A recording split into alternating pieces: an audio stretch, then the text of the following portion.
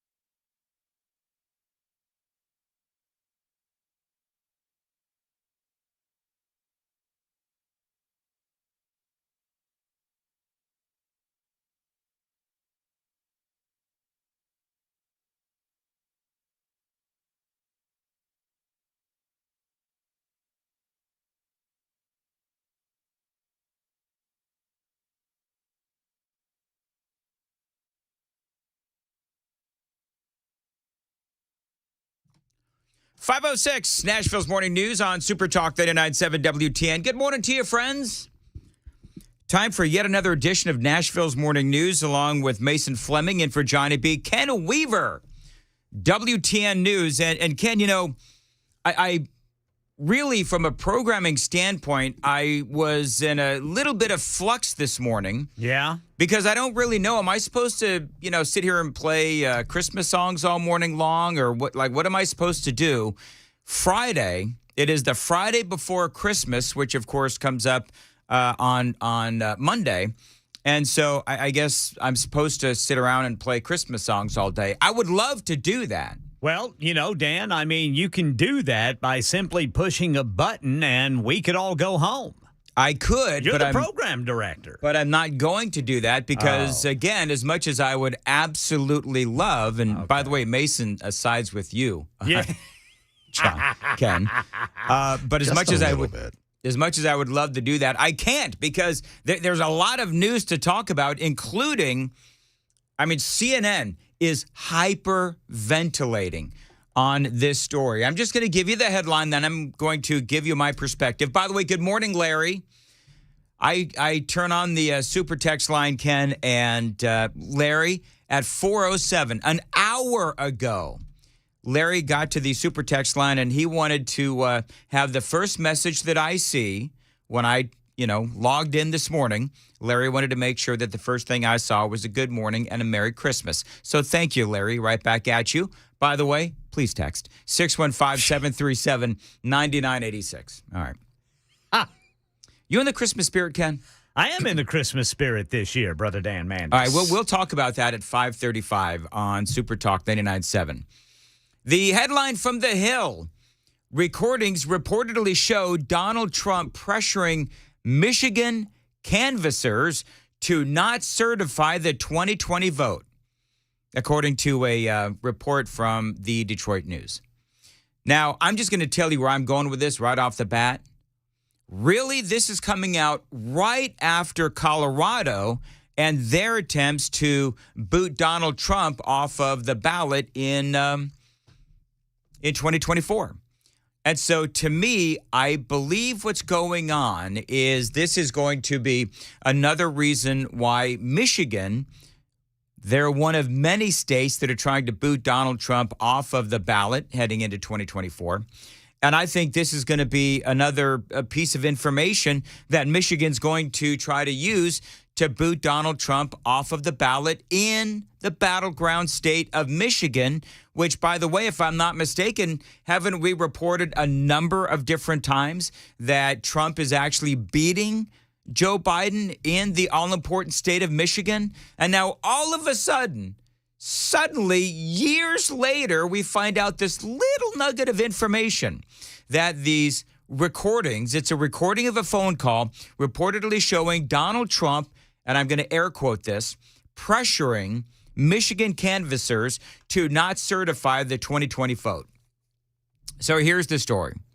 Former President Donald Trump pushed Michigan canvassers to not certify the results of the 2020 election during a phone call, according to recordings obtained by the Detroit News. Here's the quote. "We've got to fight for our country," Trump said on the recordings per the Detroit newspaper.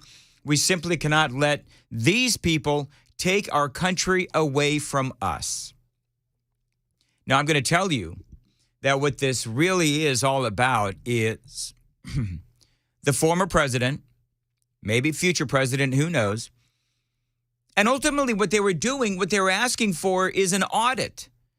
That's all that they were doing. Remember, part of what was going on back in 2020, there was a whole lot of hijinks and shenanigans that were being reported. And so Donald Trump and Ronna McDaniel, they were simply asking for an audit. And I think, I realize that 2020 called and they want their topic back. But are we not allowed in this country to ask for certain things to be confirmed? Are we really supposed to take just everyone's word for it that things are on the up and up? Or are we supposed to verify things? I believe that we're supposed to verify things, and that's what Donald Trump and Ronna McDaniel were trying to do. And so I think this is part of what Michigan is going for and what the Democrats are going for. This is going to be, I assume, maybe I'm wrong, but this is going to be used as the justification in Michigan, who, again, they are already, just like California, just like Maine, just like, of course, Colorado, they're going to try to use this to bounce Donald Trump off of the ballot. They say the call in which Trump pressured Republican Wayne County canvassers Monica Palmer and William Hartman occurred on November 17th of 2020, according to the news. It also involved Republican National Committee Chair Ronna McDaniel. Here's the quote from McDaniel. "If you can go home tonight, do not sign it. We will get you attorneys." Do not sign it, meaning don't certify the votes there in Wayne County, which, in case you don't know, Wayne County is Detroit, Michigan. A lot of weird stuff happens in Detroit, Michigan. Just saying. McDaniel said that she stood by a letter she and Michigan Republican Party Chairwoman Laura Cox wrote that urged the Michigan Board of State canvassers to conduct an audit prior to the election results being certified, according to the news. She says, "What I said publicly and repeatedly at the time, as referenced in my letter on November 21st of 2020, is that there was ample evidence that warranted an audit," McDaniel said in a statement, according to the news. See, that's all this is. Now, CNN, I've been watching CNN for the last couple of hours, and they have just been all over this story. I mean, according to CNN, this is a really big deal. I don't know, is this a bombshell? Everybody knows that Donald Trump was asking for audits. Everybody knows that Donald Trump was looking for confirmation because there were weird things going on. Now, I don't know precisely what Trump and Ronna McDaniel were seeing in Michigan, but I know that by and large, there were accusations across the country of massive ballot dumps. There were ballots that were not signed. There were ballots that were opened. There were ballot machines that were suspicious. And so you never really knew what was going on. There were a lot of allegations that were flying all across the country. And so people wanted to know, what in the world is going on? And are these elections really credible? And so for the former president, and Michigan was incredibly important, former president was saying, listen, we just need to confirm a few things. The reported recordings mirror another instance in which Donald Trump called Georgia Secretary of State Brad Raffensperger in January of 2021, asking him to find enough votes to overturn current President Biden's win in the Peach State in the 2020 election. So we'll have to wait and see where this goes. But it is really just now beginning to face a lot of, gain a lot of traction online. So we'll continue to cover this for you. Straight ahead, it is 5:15. Time to check the roads from the Paul Winkler Investment WTN Traffic Center.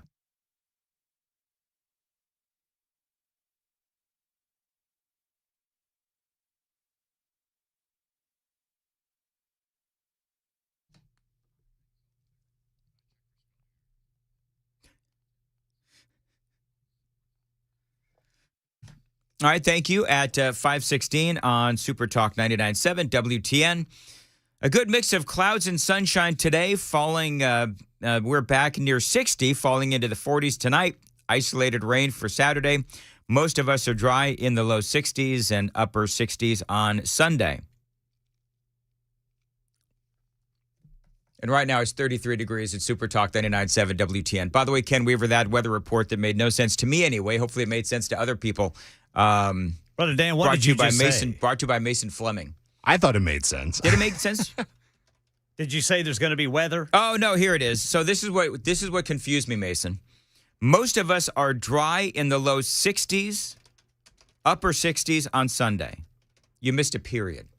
That's what I did. You missed a period. I didn't misspell anything, but I missed a punctuation. It's always, Ken, you ever notice There's whenever something. Mason works, the weather is always an adventure? And you know what? Quite frankly, I should be getting my own weather. Johnny knows how to do it. If Johnny was here, Mason, he would have done it better. Well, then why didn't you bring Johnny in today? Because Johnny didn't want to work with me today. That's fair. Johnny knew that I'd actually be covering content today, and he said, screw this. I'm going to take a day off. Actually, no, Johnny's got a whole bunch of Christmas stuff that he's going to do today. So we wished Johnny a Merry Christmas on Thursday. And here we are, the Friday before Christmas. Anyway, going back to this whole Michigan thing. In an email statement to The Hill, Donald Trump campaign spokesperson Stephen Chung said all of President Trump's actions were taken in furtherance of his duty as president of the United States to faithfully take care of the laws and ensure election integrity, including investigating the rigged and stolen 2020 presidential election. I'm just, you know what? I'm having a hard time, again, CNN and some of these other outlets, they are, of course, hyperventilating over this. I just don't see it. I see this as just President Trump at the time doing what he could do to ensure that the results were true and credible. And there's nothing wrong with that. And I will remind you again, I promised myself I wouldn't scream today. No Mark Levin. No Mark Levin screaming on the Friday before Christmas. So I'm not going to do that. But let's not forget that Joe Biden hired 400 election attorneys heading into the 2020 race, heading into November of 2020. 400 election attorneys. So I don't know. I hope I'm not right. But, for a lot of these places, they're calling this a bombshell. You've got it in Fox News, Axios, the Daily Mail. And listen, I don't want to relitigate 2020 all over again. And I know that nobody does. It is over. It is done. But the whole point, again, was that we do need to be able to audit elections. Don't we need to be able to confirm this stuff? Of course. By the way, we also know for a fact that the Pentagon has failed audits time and time again. And there were multiple reports of irregularities at the time that all of this was going on.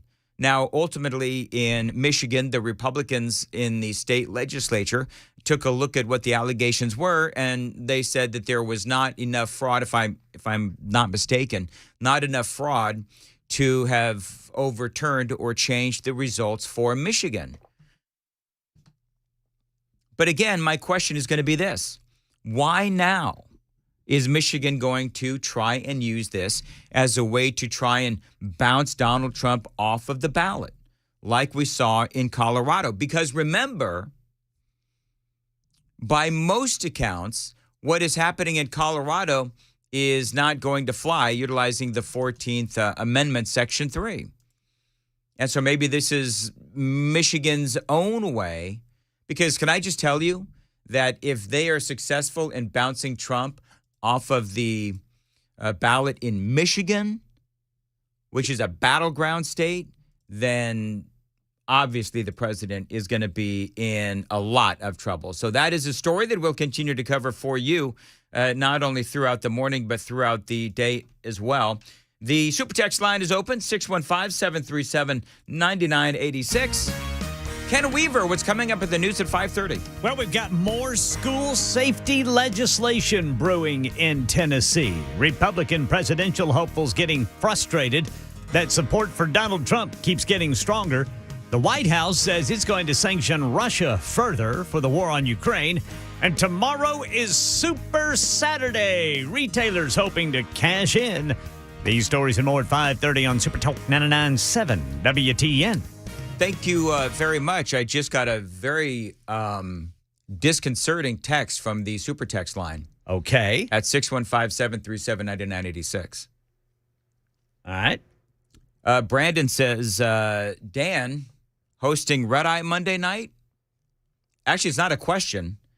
I guess he's stating it as a declarative statement. Did the boys overnight say that I was hosting Red Eye on Monday night? No, they just said they're not back until January 3rd. Yeah, that's not me. Yeah, that's not going to be you. I actually, you know what? You're taking time off, Brother Dan Mandis. I actually, believe it or not, I am. Yeah, well, you need to. My wife said, please don't work. Yeah, don't. Don't work. Turn off your phone, too. Well, I can't do that. Now, stupidly, I agreed to do a show in Dallas today from 2 to 5. Oh. But after that, so no, Brandon, and to other people that have asked me over the last week, Matt Murphy Show. Murphy Show. Will be broadcasting. He'll be doing Red Eye Monday night, Tuesday night or morning, Wednesday morning, the 28th. I will be doing Red Eye. They couldn't find anybody else to do that, so I agreed to do one day. Okay, so Murphy Show Monday and Tuesday. Yep. Then you on Wednesday. Yep. Okay, what about Thursday and Friday? I don't know. I channel Mike Pence again. You know what's so funny, Ken? That's like the second time in 2 days where I've said, and Amy even said yesterday, and for people, this is a callback, but yesterday I said something where I said, I don't know. And I sounded like Mike Pence when I said it. I don't know. I think that what's happened is I have heard that stupid soundbite, Chris Hand, this is for you. I have heard that stupid soundbite ad nauseum, and now it has permeated what's left of my conspiracy-addled brain. I don't know. And so every time I say I don't know, I sound like Mike Pence. I don't know. And the last guy that I want to sound like is Mike Pence. Well, right. I mean, so now you sound like Mike Pence. You, from time to time, sound like Jeb Bush. Please text. Yeah, please text. Please and text. Please come. Please come. And, you got to listen. stop this, Brother Dan Mandis. You know what I think I need, Ken? I think I need pretty much a week off. I think that's what I need. You really do. I can't believe you agreed to do that. Except for one stupid show in the... I know I need to wrap up. Hey, I'm just trying to be Mason. helpful here. I love the conversation. I'm the program director, USOB, and if I want to go along, I'm going to go along. It's thought you the asked me to Friday keep you on before time. Christmas. Son You know of a what? You're biscuit right. eater. And if I want to go along, doggone it, I'm going to go along. I'm the boss. I'm the boss. See? Now I sound like AOC. We got to go. What are you doing, man? It's 5:24 at Nashville's Morning News. Yeah, I did one stupid show in the middle of the week. I'm going to have to get up at, whatever time and stay up all night and do Red Eye Radio. It'll be fine. I'm sure it'll be fine. Oh, yeah. I mean, I'm sure it will be. Got to go. Mason tells me I've got to go. 5:24, Super Talk 99.7 WTN. I love the state of Tennessee. I love everything about it, and I love hunting and fishing in the state of Tennessee, and what you guys do is so great. I was born and raised here, and this song is for Tennessee and everybody in it.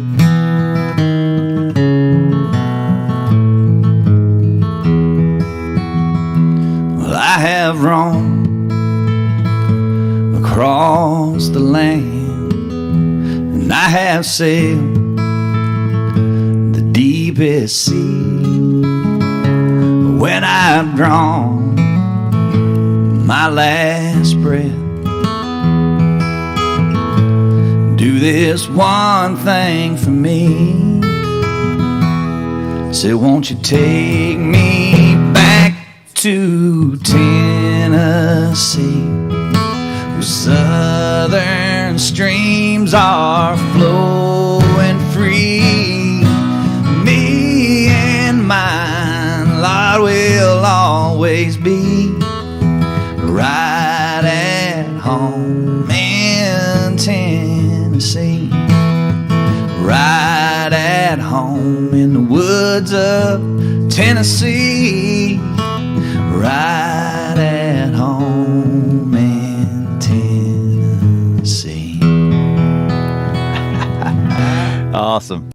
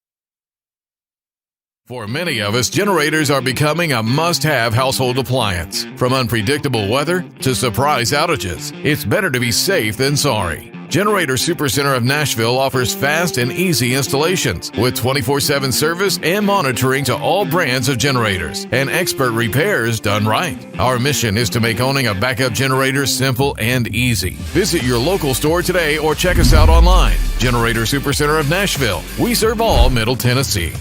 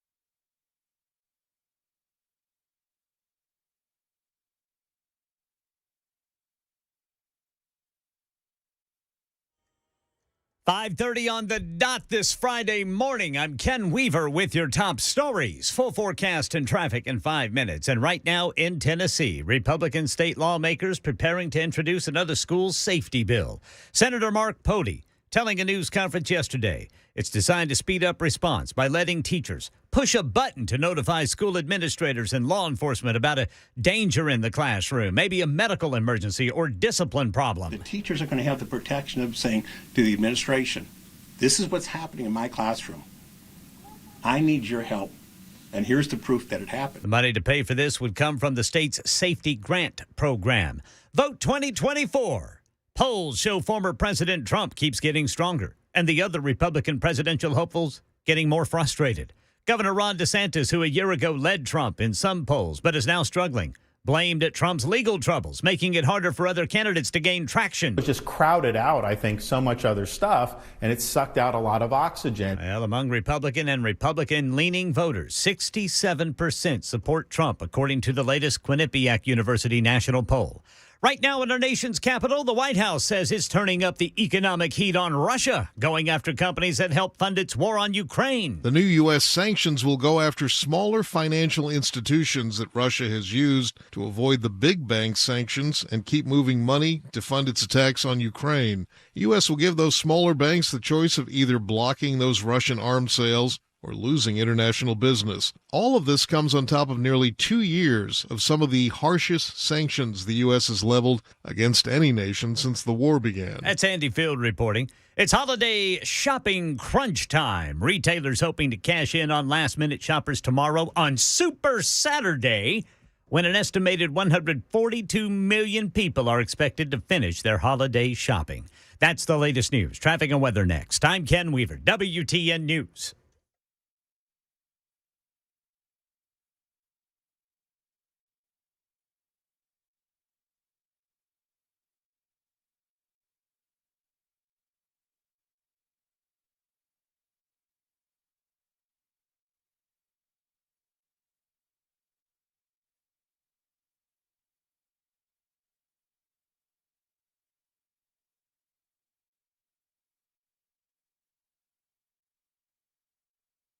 Awaken 180 is my solution for weight loss.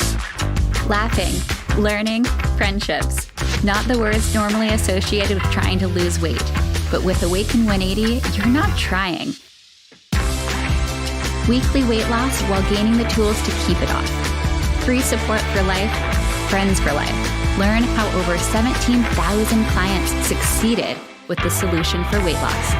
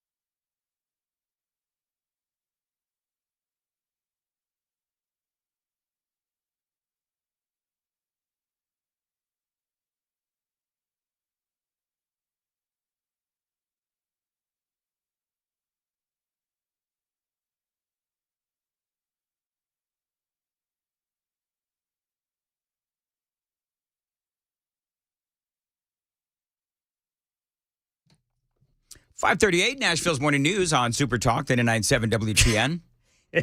What is so funny? Why are you laughing? That took a long time to say. It's probably not going to rain until after Monday. Oh, the weather guy? Yeah.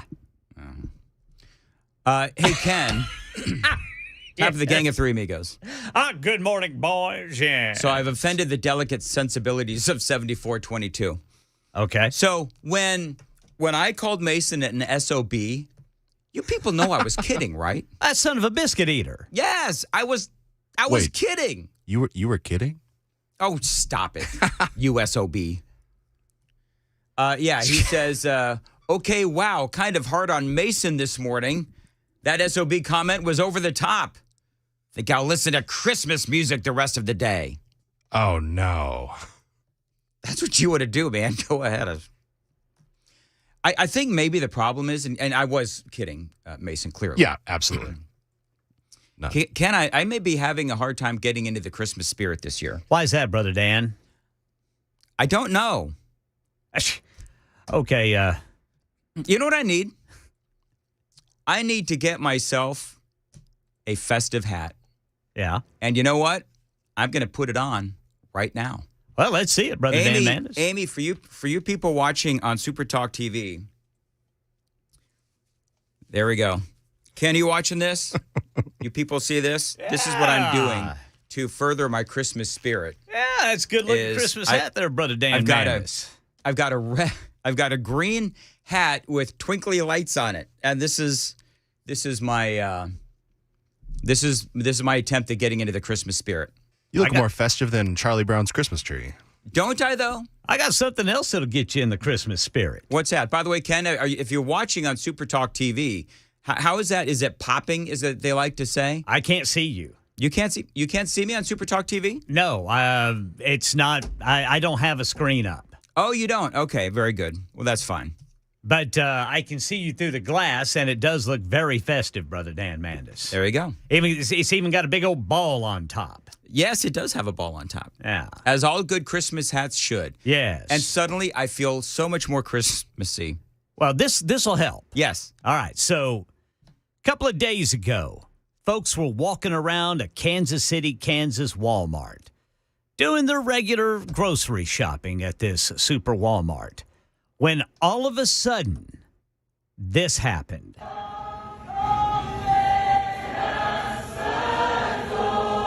Aww. A Christmas Carol flash mob. It's like a Christmas miracle. Started singing, "Oh, Come All Ye Faithful." That's awesome. As in a Walmart? In a Walmart in Kansas City, Kansas. And I mean, everybody started joining in. Like, it started out with some members of the Cure Church there in Kansas City, Kansas. Okay. But then all of a sudden, the shoppers, they just started joining in. I think that's amazing. Yes. And they're singing about Jesus, the reason for the season. You know, flash mobs, very seldom are they used for good. There you go. So how about Love that, it. Brother Dan Mandis? Love it. Absolutely love it. I mean, that'd be something. You know, if I was in my Publix or Kroger or my Aldi or, you know, all of the various places we go, Walmart. Yep. If all of a sudden a big flash mob Christmas carol just started popping, I would enjoy that. I would join in.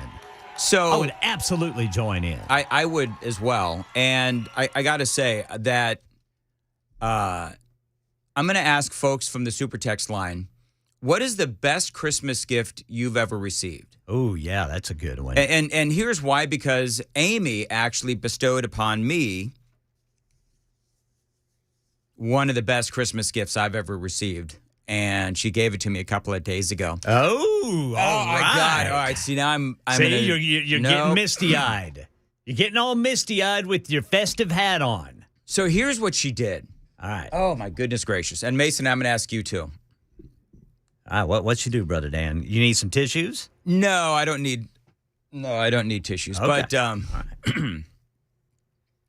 so she had a Christmas ornament created with a great picture of me and my mom. Oh, that's awesome.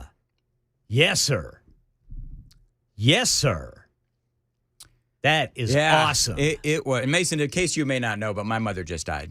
So, Yeah, I mean, it was like, and it's really beautiful. Uh-huh. And you kind of look into the little hole, and there's a picture of Mom and I at my wedding. Wow. And it's just, it is a great, she gave it to me early so that I could put it on the tree.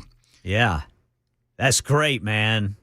Hey, will you post a picture of it when you get a chance? Yes, I will post it. There's actually, she created a little video, and I'll post it at some point. Oh, my. Amy, my goodness way gracious. to go, Yeah, Amy. It's a, Let me tell you something. That pretty girl loves you, boy. Yeah. That is a beautiful woman with a beautiful heart, and she loves her Dan Mandis. Questionable judgment. Hey, that's great, man. So anyway, and so that, and over the years, of course, I'm almost 56. Uh-huh. By the way, Ken Weaver, happy birthday to you, because you and I both have birthdays coming up. That we do. We do. Brother We're Dan. both going to be 56, right? Yep, going to be 56 years old. So the gifts that always stand out are the ones with meaning Yes. to it. Yes. So when I was, and I've told this story before, maybe you've heard it, but before the gift that Amy gave me, years ago, I think I was probably 8 or 9. My dad had a massive fire, and everything, all of our Christmas gifts were destroyed. Oh, yeah. And so, I mean, he was just coming out of his divorce with my mom. He was flat broke. He had nothing. Goodness. Like nothing. It was an apartment fire. He did manage to scrape up enough money. He actually borrowed the money, I found out later, to buy us a secondhand air hockey machine, air hockey game.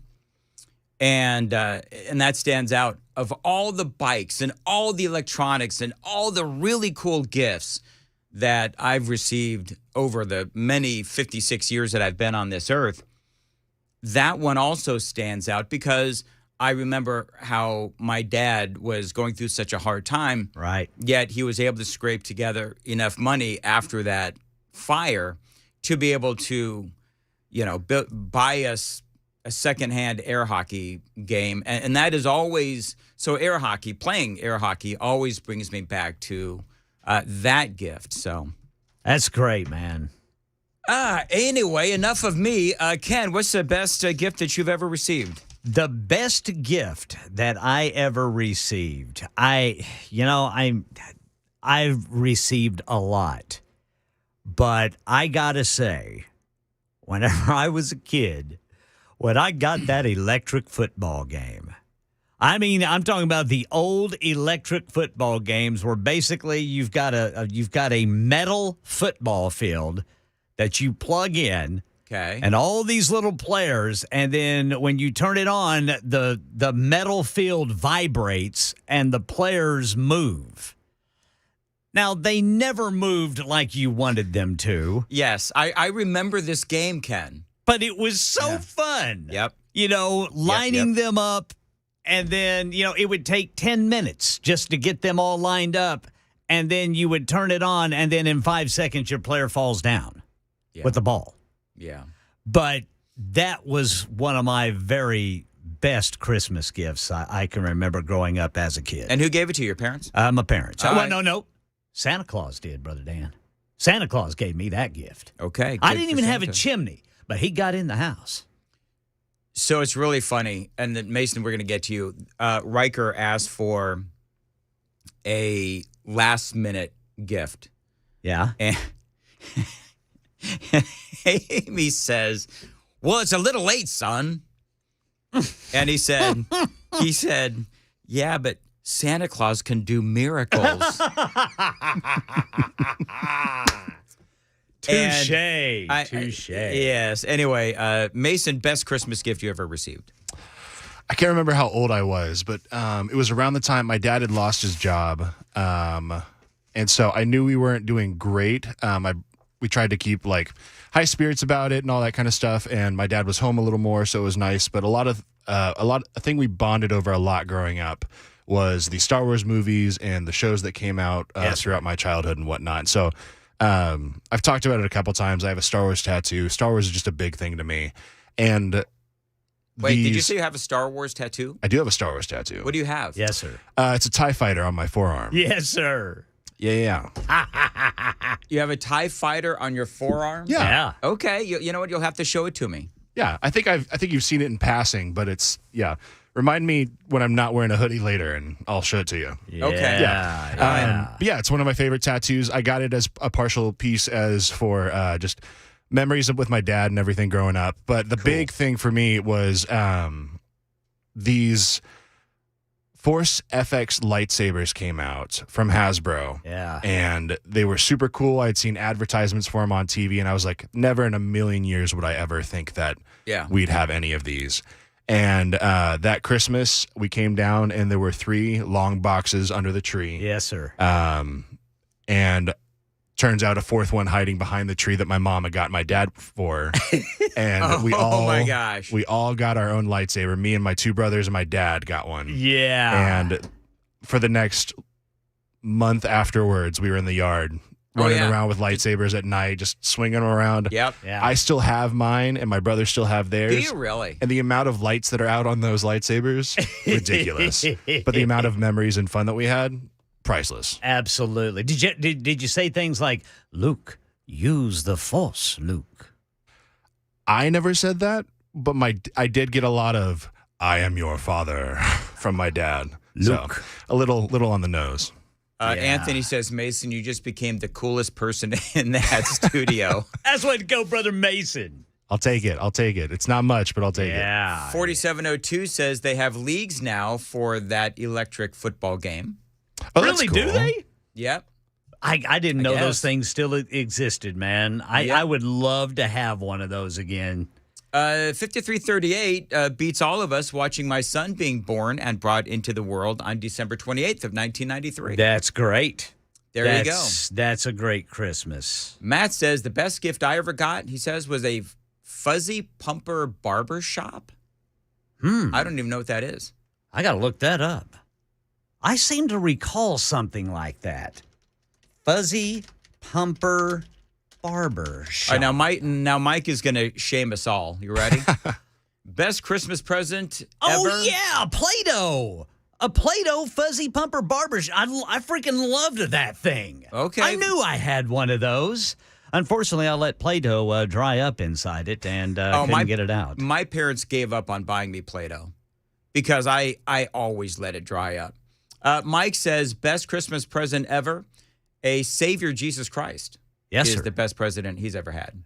Present I've ever had. Yes, he sir. says, the free gift of eternal life. There you Yes, sir. There you go. And it's very easy. Thank you, Mike, for shaming all of us by going spiritual as opposed to, talking about Play-Doh and tattoos. And Star Wars and whatnot. And Star Wars. I'm just kidding, Mike. Love, man. Hey, it's the reason for the season. Hey, you know what? You can still get a fuzzy pumper Play-Doh barbershop kit for I'm looking at it $21. Oh, okay. Interesting. Yeah, because when you read it, Dan, my mind immediately went to Play-Doh. I don't know why. I don't remember ever having one as a kid, but it just seemed like a Play-Doh product for sure. By the way, Jay tells me, I don't know how this stupid super text thing works, but I said it was Matt, but she says, no, this is Jay. I'm a female. J-A-E, a female. Whatever. All right, Jay, cool. Thank you. Thank you for chiming in. Yes, sir. Yes, ma'am. Yes, ma'am. 5436, best Christmas gift ever, a 1967 Schwinn Orange Crate Stingray. Ooh, I got to look at that. Ooh, yes. So there you go. 1967 Orange Schwinn Stingray. Yeah. Oh, yeah. I would also be curious. I wonder if he had the banana seed on it. I would also be curious as to somebody wants to know what the worst Christmas gifts people have ever received. Maybe we'll do that at 8:35. I got one real quick. Go. It was a plastic billfold with a nickel in it. Who gave you that? My great-grandmother. My great-grandmother gave all the boys, my cousins, gave us all plastic billfolds with nickels in them, and all the girls got dolls. Now, we didn't want dolls, but we wanted more than just a nickel and a plastic billfold. I was going to say, what was up with that? She didn't like, I don't think she liked us. She had a little dog named Shoo Shoo. Okay, She liked well, Shoo Shoo a lot more than us. I think Shoo Shoo got like a steak. I think the message from those gifts, Ken, was she was telling you guys to shoo shoo. There you go. 5:53. I'm sorry, Grandma Goodman. I love you. I love you, Grandma Goodman. Is she still alive? No, she's in heaven. Sorry. But she can hear you. She looks down and she on heard me. that whole bit. I'm sure she looks down on me. All right, 5:53, Nashville's Morning News on Super Talk 99.7. Just in time for the holidays, DT McCall's has some great news. Their gun safes are now sales tax free. So listen, it is the Friday before Christmas. And if you've got a two-way supporter in your life and you are stuck with what to get that person, why don't you head on over to DT McCall's and get them a gun safe sales tax free. Now, they are Tennessee's largest Liberty gun safe dealer. They also offer free delivery and setup as well. Others are going to charge you up to $500 for delivery and setup, depending on size, but not at DT McCall's. They deliver and set up for free. You can also use your gun safe to keep anything safe: valuables, cash, jewelry, documents, wills, deeds, and car titles. Whatever, your most important valuables are safe from theft or fire with a gun safe from DT McCall's. You can find all the details at their website. As always, tell them Dan Mandis told you to reach out. That website, dtmccalls.com.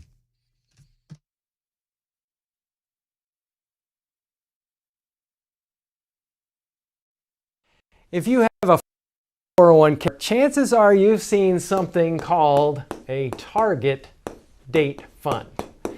Now, the idea behind a target date fund is if you're going to retire in a specific year, let's say 2030, all you do is put all your money in that fund and you don't even have to think about it. Set it and forget it is the idea.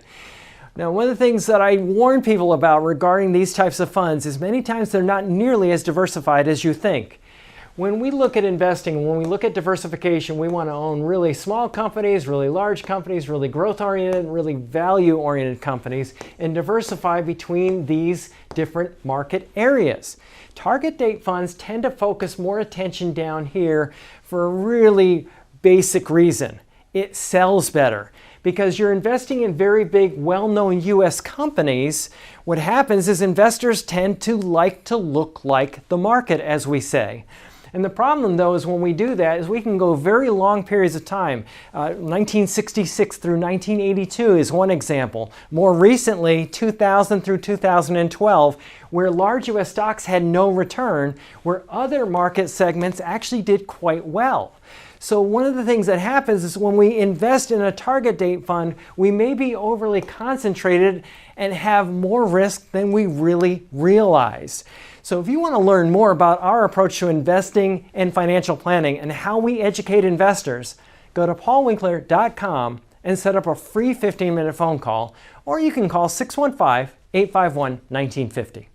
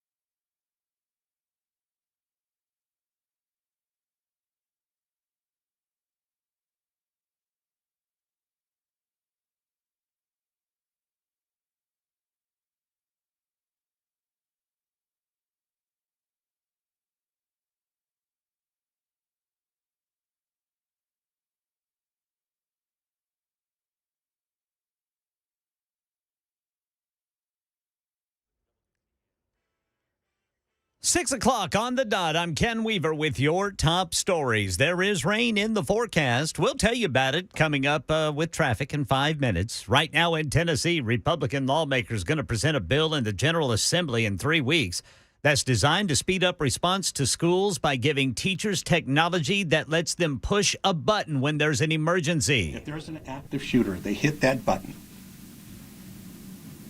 That is going to be almost like ring phone technology, where the police officers will see exactly what is going on. That's State Senator Mark Pody, who says teachers can use this technology for medical emergencies, also student discipline issues too, since school administrative offices will be notified immediately. Election 2024, the Republican caucuses in Iowa just weeks away. Former President Donald Trump far ahead in the polls in the Hawkeye state, but now some of his rivals challenging him more directly there. Here is Chief Washington correspondent Jonathan Carl. For months, Haley had been reluctant to directly challenge Trump.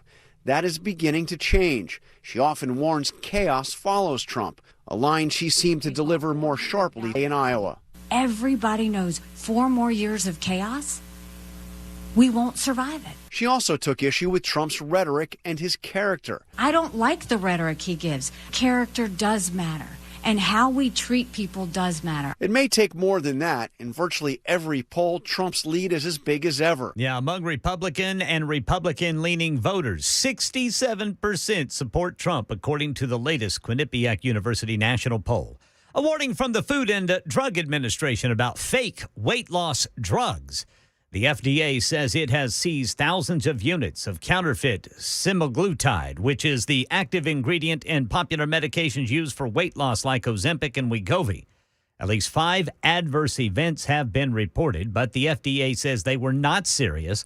They were consistent with known reactions to authentic Ozempic, like nausea, vomiting, diarrhea, abdominal pain, and constipation. But again, they're fake.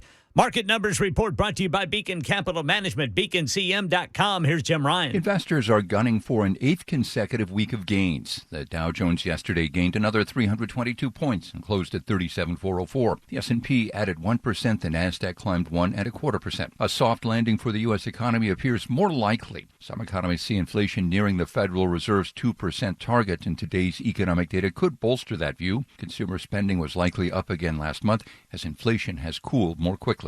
About 240 million, a $250 million personal computers could be headed to landfills as Microsoft ends support for the Windows 10 operating system. The company's next-generation OS is expected to bring advanced artificial intelligence technology to PCs. Windows 10 isn't the only thing disappearing from the tech landscape. Staffing firm Robert Half estimates that more than 100,000 workers at American tech companies lost their jobs in 2023. All right, checking futures ahead of the opening bell on Wall Street. Dow futures down 102, S&P down 1, Nasdaq down 20. That's the latest news. Traffic and weather next. I'm Ken Weaver, WTN News.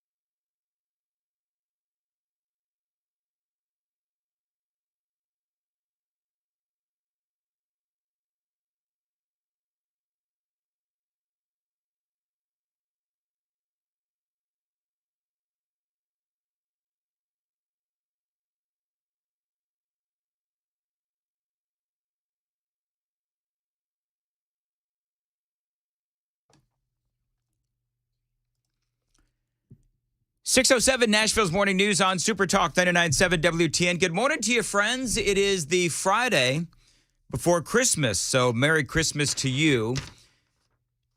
Congressman Tim, Congressman Tim Burchett. Have you seen this, Ken? I'm not sure if you've seen this, but he's made news. Yeah? And that noise that I just made was me laughing, and it got a little bit of tea stuck in there. But Tim Burchett, do you know what he said? Now, people are freaking out about what he said. Now, you know that Burchett, I love Tim Burchett. He's kind of a loose cannon. You never quite know what he's going to say. And so he got on a podcast, and he was speaking with Benny Johnson, and they were engaged in this conversation about the Epstein flight logs and how he's calling for the flight logs and client lists of Jeffrey Epstein to be released, which is all fine, well, and good. I mean, I think we all agree on that. But then he said this. This is making headlines all around the world today, and I'm not entirely certain why. Why in the world would good conservatives vote for crazy stuff like what we've been seeing out of Congress? It's how it works. You're visiting, you're out of the country or out of town, or you're in a motel or bar in D.C., and some whatever you're into, women or men or whatever, comes up, and they're very attractive, and they're laughing at your jokes, and you're buying them a drink. Next thing you know, you're in the motel room with them naked, and next thing you know, you're about to make a key vote, and what happens? Some well-dressed person comes up and whispers in your ear, "Hey, man, there's tapes out on you. Were you in a motel room on whatever with whoever?" And then you're like, uh-oh, and said, "You really ought not be voting for this thing." So that is, again, Republican Tim Burchett claiming, and this is the headline from the Daily Mail, Republican Representative Tim Burchett claims conservative congressmen are blackmailed after getting drunk with attractive strangers and ending up naked in a motel room. I mean, this is making headlines all across the world. I mean, the Daily Mail is out of the UK. It's on Drudge. I don't know. I haven't seen Fox News today. But that's the part that really is making the news. Basically, you hook up in D.C. or on the road. Then you end up, as he said, air quoting here, naked in a motel room. Then when a key vote comes up, you are compromised and you're blackmailed. Now, again, I will say I'm not entirely certain why this is making such headlines, because we know this happens, right? I mean, maybe he's saying the quiet part out loud. Women, drugs, booze, it'll find you in D.C. and in most elected offices. And that's what people of power and influence do. And it's just, I've been in this game my whole life. I spent 16 years in the state legislature in Tennessee and 8 years as a county mayor. And now I'm in my 5th year of Congress. But it's just, the stakes are higher, but the game is still the same. I mean, for me, and folks on the super text line can chime in, you're not surprised by this, are you? I mean, this goes right back to the brothel story that Ken and I were talking about, and Johnny and I, the three of us, were talking about yesterday, that brothel that came out in the news, I think it was a couple of months ago now.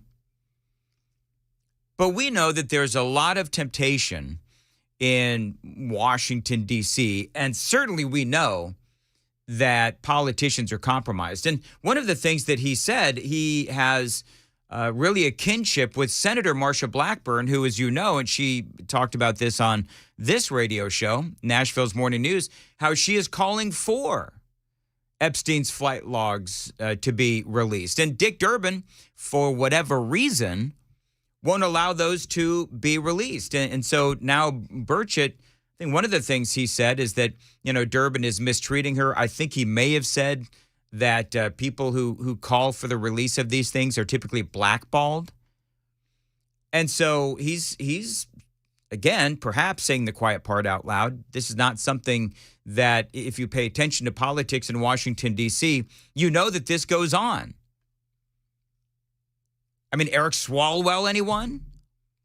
He also said that family members, and this is where I immediately thought of, and so did he, I immediately thought of Hunter Biden when he said that family members can get involved as well. So if you're a congressperson or a politician, generally speaking, then one of the things that they'll do to compromise you is to get a family member involved in a job or what have you. I mean, Hunter Biden, anyone?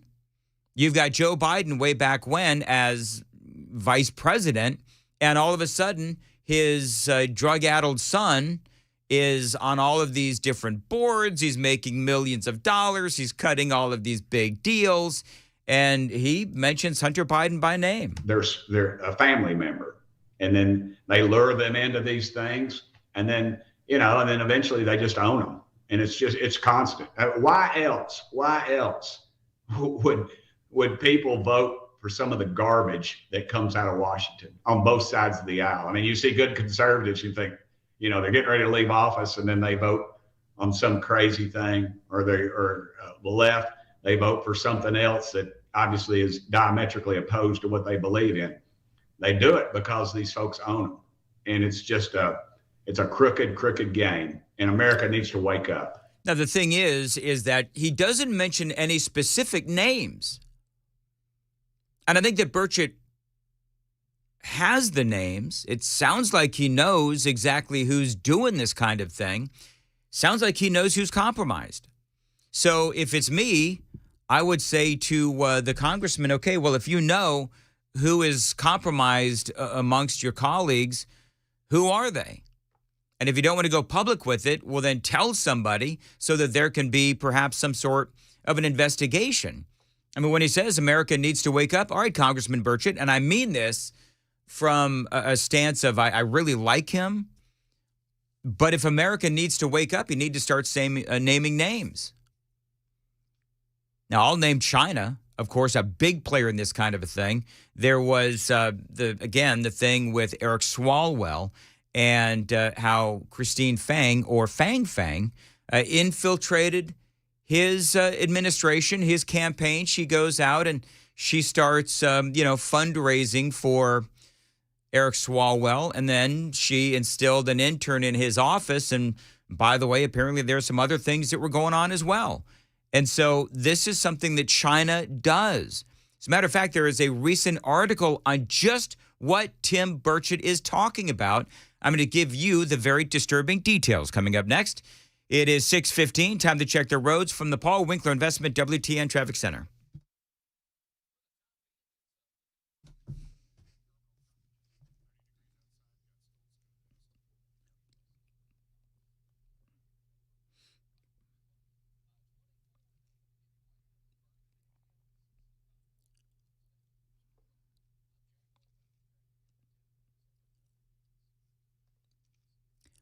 All right, thank you very much. 6:16, good mix of clouds and sunshine today. We're back near 60, falling into the 40s tonight. Isolated rain for Saturday. Most of us are dry in the lower 60s, upper 60s on Sunday. And right now, 30 degrees at Super Talk 99.7 WTN. Talking about the comments made by Congressman Tim Burchett that is making headlines all across the world, where he basically says, and here's one of the interesting aspects of this, is that you've got these folks at the Daily Mail and some other places as well. One of the things that they're focusing on is they're saying that he mentioned conservative congressmen are blackmailed after getting drunk with attractive strangers and ending up naked in a motel room. Well, I can name you two examples right now of Democrats, again, Eric Swalwell and Dianne Feinstein. Now, Dianne Feinstein, that wasn't a situation, as far as we know, that was sexual in nature. But, I mean, she had somebody who was a spy for China, who was working in her administration for years. So none of this is a surprise. This is happening everywhere. This is from Fox News. While several current and former intelligence and security officials and experts interviewed by Fox News said that it was impossible to put a number on just how many honey trap, that's what they call them, honey trap scenarios, might be in motion at present, one former defense and intelligence operative noted that it could be well into the hundreds, if not thousands.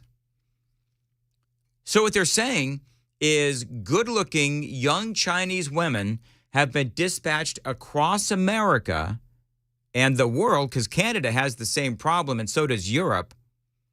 And what they're doing is they're compromising all of these politicians. And one of the things that they do is they take a look at young male congressmen who may be on their way up. They may be the shining star of their party, and people are talking about how good they are, how eloquent they are, how sharp and smart they are. And so they compromise them early. And then, as Tim Burchett and others have said, then they own them. Such spies are assumed to be at top universities as well, known to speak perfect English and routinely using social media platforms such as LinkedIn and Facebook to connect with their prey. Again, they say married men are often the targets. Once compromised, they are told to cooperate or else their actions will be disclosed and they'll be divorced, lose their government clearance and their jobs, etc. And again, I'm going to say this is not real surprising. John Schneider from the Dukes of Hazzard. Ken, which one was John Schneider? Was he? That's Bo Duke. He was Bo Duke? That's Bo Duke. So I think that John Schneider is going to be getting a visit from the Secret Service. Did you hear what he did? No. So I don't know if he's been dipping into the eggnog, but John Schneider posted on social media that Joe Biden was a traitor, or he had committed treason, and that he should be hung. That's what John Schneider said on social media. Now, my immediate thought was, is it possible that he got hacked? Because that's the only explanation that I can think of that John Schneider, Dukes of Hazzard actor, is calling for the public hanging of Joe Biden. But that's what he posted on social media. This is from The Guardian. Actor John Schneider called for the executions of Joe Biden and the president's son, Hunter, in a now deleted social media post that drew ridicule and questions about whether he should be criminally charged. I think that he got hacked. That's the only thing I can think of. Schneider, perhaps best known for his role as Bo Duke on the TV series Dukes of Hazzard, posted this. Mr. President, I believe you are guilty of treason and should be publicly hung. Schneider wrote to Biden, your son too. Your response is ... Sincerely, John Schneider. You think he got hacked, or do you think he was dipping into the eggnog a little early and a little too much? Because I just, that doesn't make sense to me. Why would anybody do that? Who is of a rational mind? We'd have to ask. We'd have to ask John. And here's the thing: I understand the sentiment, but publicly posting it, knowing that that's going to get you in trouble with Secret Service and all that kind of stuff, I don't know. So inquiring minds want to know. Okay, so waiting for a comment from John Schneider. Did you get hacked, or what exactly happened? And we'll have to wait and see. That's the story. I mean, period. End of story. There's nothing else there except that it is making a lot of news. And people, of course, are talking about how he is this rabid MAGA Republican Trumper kind of person. And, they're bringing in his conservatism and so forth. And so they're, of course, bringing all of that into the conversation as well. By the way, his comment was a reply to a post from Joe Biden, which said Donald Trump, who is facing more than 90 criminal charges as he seeks a second presidency in 2024, poses many threats to our country. He says, this is Joe Biden's Twitter post, but the greatest threat he poses is to our democracy. Biden's Twitter post continued in part, if we lose that, we lose everything. Schneider's response to Biden's post drew thousands of replies before it was deleted. People are telling him to step out of the Fox News bubble. First of all, if you really do, memo to The Guardian, if you think that Joe Biden is actually tweeting, if we're going for accuracy here, you should actually say that the Biden administration posted to Twitter. Oh, by the way, did you see this? Somebody actually got a hold of Joe Biden's campaign memo. And do you know what the official campaign memo says? That they need to stress how Donald Trump is a threat to our democracy. I've got more on that straight ahead on Nashville's Morning News on Super Talk 99.7 WTN. If you want to check us out on Facebook or Twitter or YouTube, you can. We're there in all of our glory on video. And you can always listen online. We are streaming at 997WTN.com, the iHeartRadio app and WTN radio app and so on and so forth. So, really, we're just everywhere and you can't escape us. Kind of like Biden. Can't escape him either. 6:23, Ken Weaver, what's coming up in the news? Well, we're going to tell you about more school safety legislation coming in the General Assembly. One bill will call for giving teachers a button to push. Details at 6:30 on Super Talk 99.7 WTN. All right, by the way, for you people that like to fact check me on eggnog, because I know that there are people out there, when I say that maybe John Schneider has been, dipping into the eggnog, it's the kind of eggnog that you put alcohol in. Oh, that's what it is. Well, you know what happens, Ken, is because when my family, because, does everybody know my history? I come from a family, all of them were drunks. Like my entire family, just all of them were luscious. It's just a long line of alcoholics. I've been very honest about that. Yes, you have. Somehow, that whole thing skipped me. But anyway, I remember when I was a very young kid, all of the eggnog, and they would put whatever it is that they put in eggnog. And so the joke was always they're breaking out the eggnog, and there was alcohol in it. So whenever I'm talking about eggnog, it's when you put alcohol in it. And so people, I have not looked at the super text line, but people love to fact check me all the time. Thank you. Fine. It's all good. I mean putting alcohol in eggnog. That's what I mean about it. I've never put hooch in eggnog. No? No, never have. I just drink it straight. Eggnog's nasty. Can I just say? Oh, no, it's not. I'm not a fan of eggnog. Oh. Amy will buy gallons of it every single year. Ooh, yes, sir. Yeah. Don't like it. Mason, you like eggnog? Nah. All right. You boys are crazy. Both of you are crazy. Not as crazy as John Schneider threatening the president on Twitter. Anyway, 6:25 Nashville's Morning News. Moving right along, Stoltzco. Listen, if you don't know what a pole barn is, you should probably go to Stoltzco.com and you can see all of the different things that you can use a pole barn for. It can be a classic tool and work barn. It can be a garage. It can be a place to live. A pole barn from Stoltzco is practical, efficient, and flexible, and it is going to stand the test of time because at Stoltzco, they use only the best materials and only the best craftsmanship as well. So this is a company that you want to call if you're even thinking about getting a pole barn. 615-622-5992. I love their Instagram feed because they've got all kinds of amazing photographs and tours of their handiwork. It is Stoltzco.com, Stoltzco, Stoltzco.com. You can also find them on Instagram or Facebook, 615-622-5992.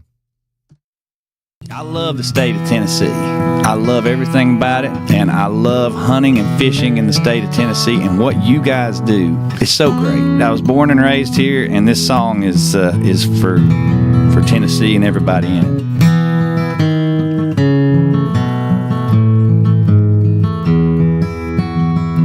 Well, I have roamed across the land, and I have sailed deepest sea.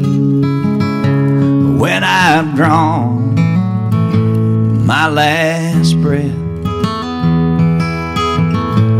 do this one thing for me. Say, won't you take me back to Tennessee, where southern streams are flowing free. Me and mine, Lord, will always be right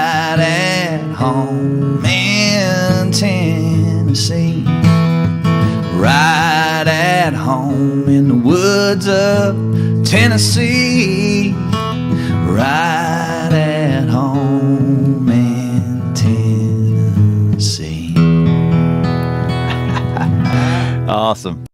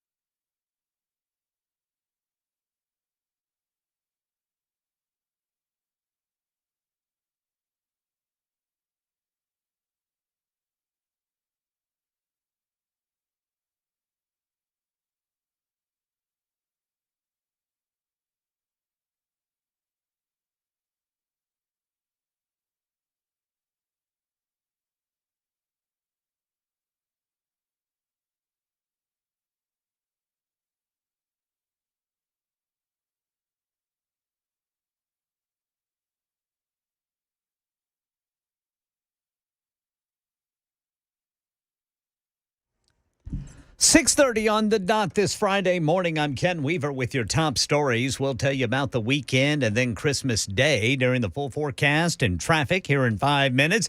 Right now in Tennessee, Republican state lawmakers plan to introduce another school safety bill in the General Assembly. Channel 4's Sharon Dankwa says this one's designed to speed up response times during emergencies. At the click of a button, emergency crews and school officials could know the exact emergency happening inside of a classroom. Senator Mark Pody is sponsoring a bill he's been working on since before the shooting at Covenant in the spring. His main motivation? Stories from teachers about the issues they face inside classroom walls.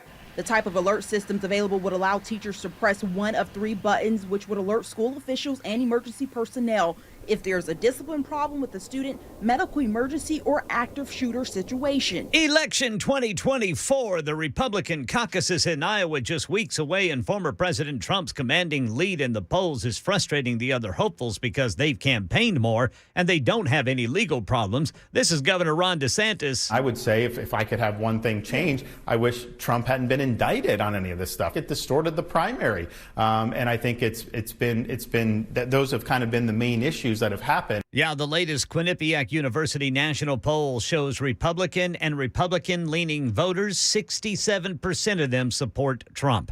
Right now in our nation's capital, the White House says President Biden and his Mexican counterpart spoke yesterday about ways to manage record numbers of people illegally crossing the southern border. The president has said there's not much more he can do at the U.S.-Mexican border. Without more money and law changes, only Congress can approve. Until then, President Biden has asked Secretary of State Tony Blinken, Secretary of Homeland Security Alejandro Mayorkas, and White House Homeland Security Advisor Liz Sherwood Randall to travel to Mexico in coming days. National Security spokesman John Kirby says fixing the border is the president's priority. Yeah, that's Andy Field reporting. By the way, the governor of the Mexican state of Coahuila says that since the beginning of November, more than 100,000 people have made their way through his territory on their way to the United States, many of whom he says have come from Africa.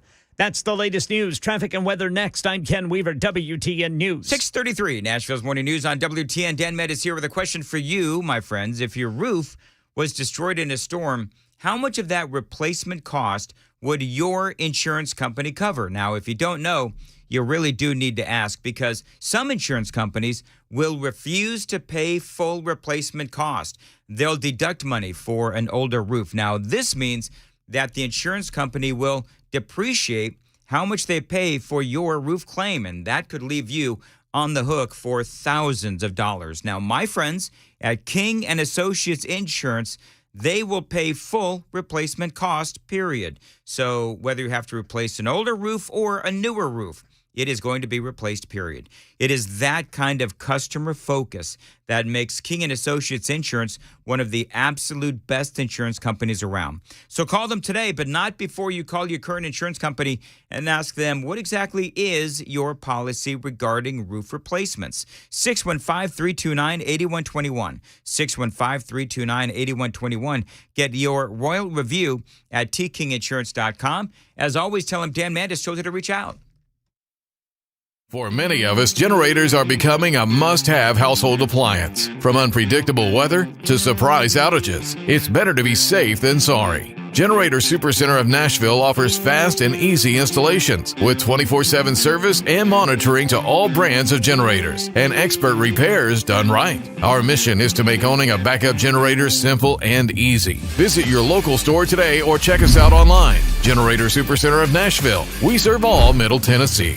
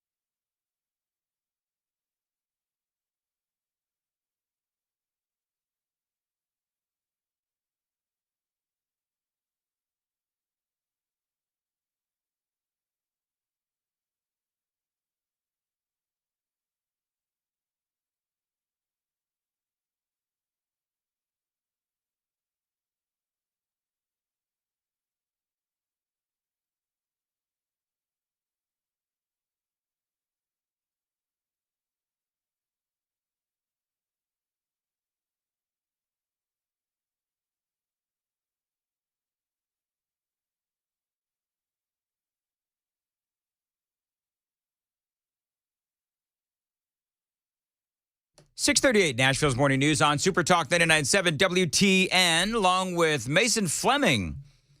In for Johnny B today, Ken Weaver's here as well. I'm Dan Mandis. Thank you for listening to Nashville's Morning News on Super Talk 99.7. You people are very opinionated today, and I love it. Everything from your favorite Christmas gift to what John Schneider allegedly tweeted out to any number of things that we're talking about today. By the way, it's usually a very slow news day, the Friday before Christmas, but there's a lot of stories. We were talking about John Schneider, and I didn't know this. So a couple of things just very quickly. If you were not listening, John Schneider allegedly sent out a tweet that has since been deleted, where basically he called for the public hanging of Joe Biden. At least that's what The Guardian, that's how The Guardian and other places are reporting this. Now, the question is, this is John Schneider from the Dukes of Hazzard. Mr. President, I believe you are guilty of treason and should be publicly hung, Schneider wrote to Biden. Your son, too. Your response is ... and a question mark. Sincerely, John Schneider. Now, this was sent at 2 a.m. local time on Thursday. I'm not sure what local time means. I don't know when this was actually sent. So, a couple of things. And folks pointed this out because people are saying the Secret Service may be visiting John Schneider. Well, you know what? It actually wasn't a threat. It was an opinion. That's what a lot of super texters are saying. Great point. That's number one. Number two, I mean, what would you call allowing 8 million illegal aliens into our country and disrespecting the sovereignty of the country that he is supposed to be serving and protecting? What do you call that if you are the president of the United States and you just completely disrespect your nation's sovereignty? Is it treason? I don't know. Is it a high crime and misdemeanor? I don't know. You know, I hear Republicans wanting to impeach Alejandro Mayorkas over the illegal immigration and the border, but I don't hear anybody talking about Joe Biden being impeached from because of the situation on the southern border. So I don't know. What I also did not know is that John Schneider apparently just lost his wife. So I don't know. Maybe he's going through some stuff. I don't know. I've met John a couple of times when he was here at the radio station. Great guy. They're talking about in all of these different articles that he's some, MAGA Trump loving Republican conservative and so forth. And so that's how this whole thing is being positioned. What is unfortunate is that nobody is looking at this and saying, well, maybe something's going on with John. Because that, even though he may feel that way, because I think a lot of people do feel that way about the job performance of Joe Biden, I think a lot of people will stop short of saying that he needs to be publicly hung. So I don't know. I think he may have gotten hacked. That's my deal. I think he may have gotten hacked, but I don't know. We'll continue to see whether or not he did or whoever did. The delete was tweeted, and so we'll just continue to watch that story. By the way, speaking of the border, this actually, do I have my audio up, Mason? So President Biden, this is such a joke. President Biden has met with Mexico's President Luis Obrador about the spike in illegal immigration.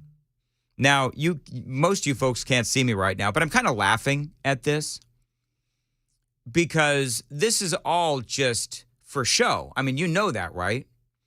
I mean, I've covered the stories where you have these illegal aliens that come into our country, and you know what they say? They say the authorities in Mexico are helping them cross the border. And so you mean to tell me now that millions of illegal aliens have come across our southern border? Now President Biden is getting tough with Mexico's president.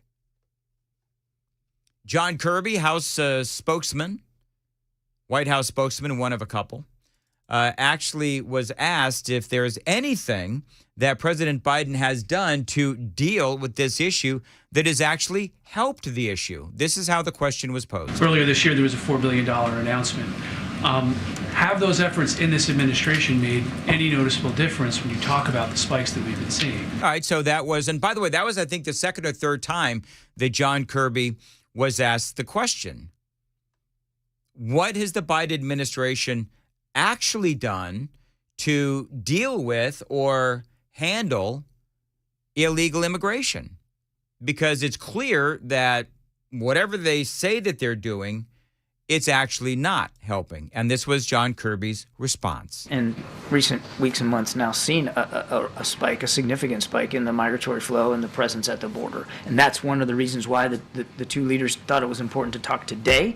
And it's another reason why we're going to be sending down a team here in coming days very soon to speak with President Lopez Obrador and his team about trying to see what we can do to better stem this. I mean, can I just tell you that when I heard that audio bite, Aaron sent it to me. And I know that Aaron didn't mean to trigger me when I got it when I woke up at 2 o'clock this morning.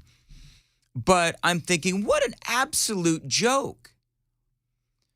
We have had millions of people coming across our southern border. We've had hundreds of thousands of people coming across our border well, probably millions, that we have no idea who they are. We're not vetting them. But now President Biden, heading into, the Christmas season, of course, and heading into the election season in 2024, now Joe Biden thinks that it's a good idea to meet with Mexico's president. And what is he going to say to Mexico's president? Because Mexico's president takes Joe Biden as seriously as China's president does, Xi Jinping. I mean, look at Xi Jinping yesterday. It all comes back down to, a very weak foreign policy and a very weak domestic policy as well.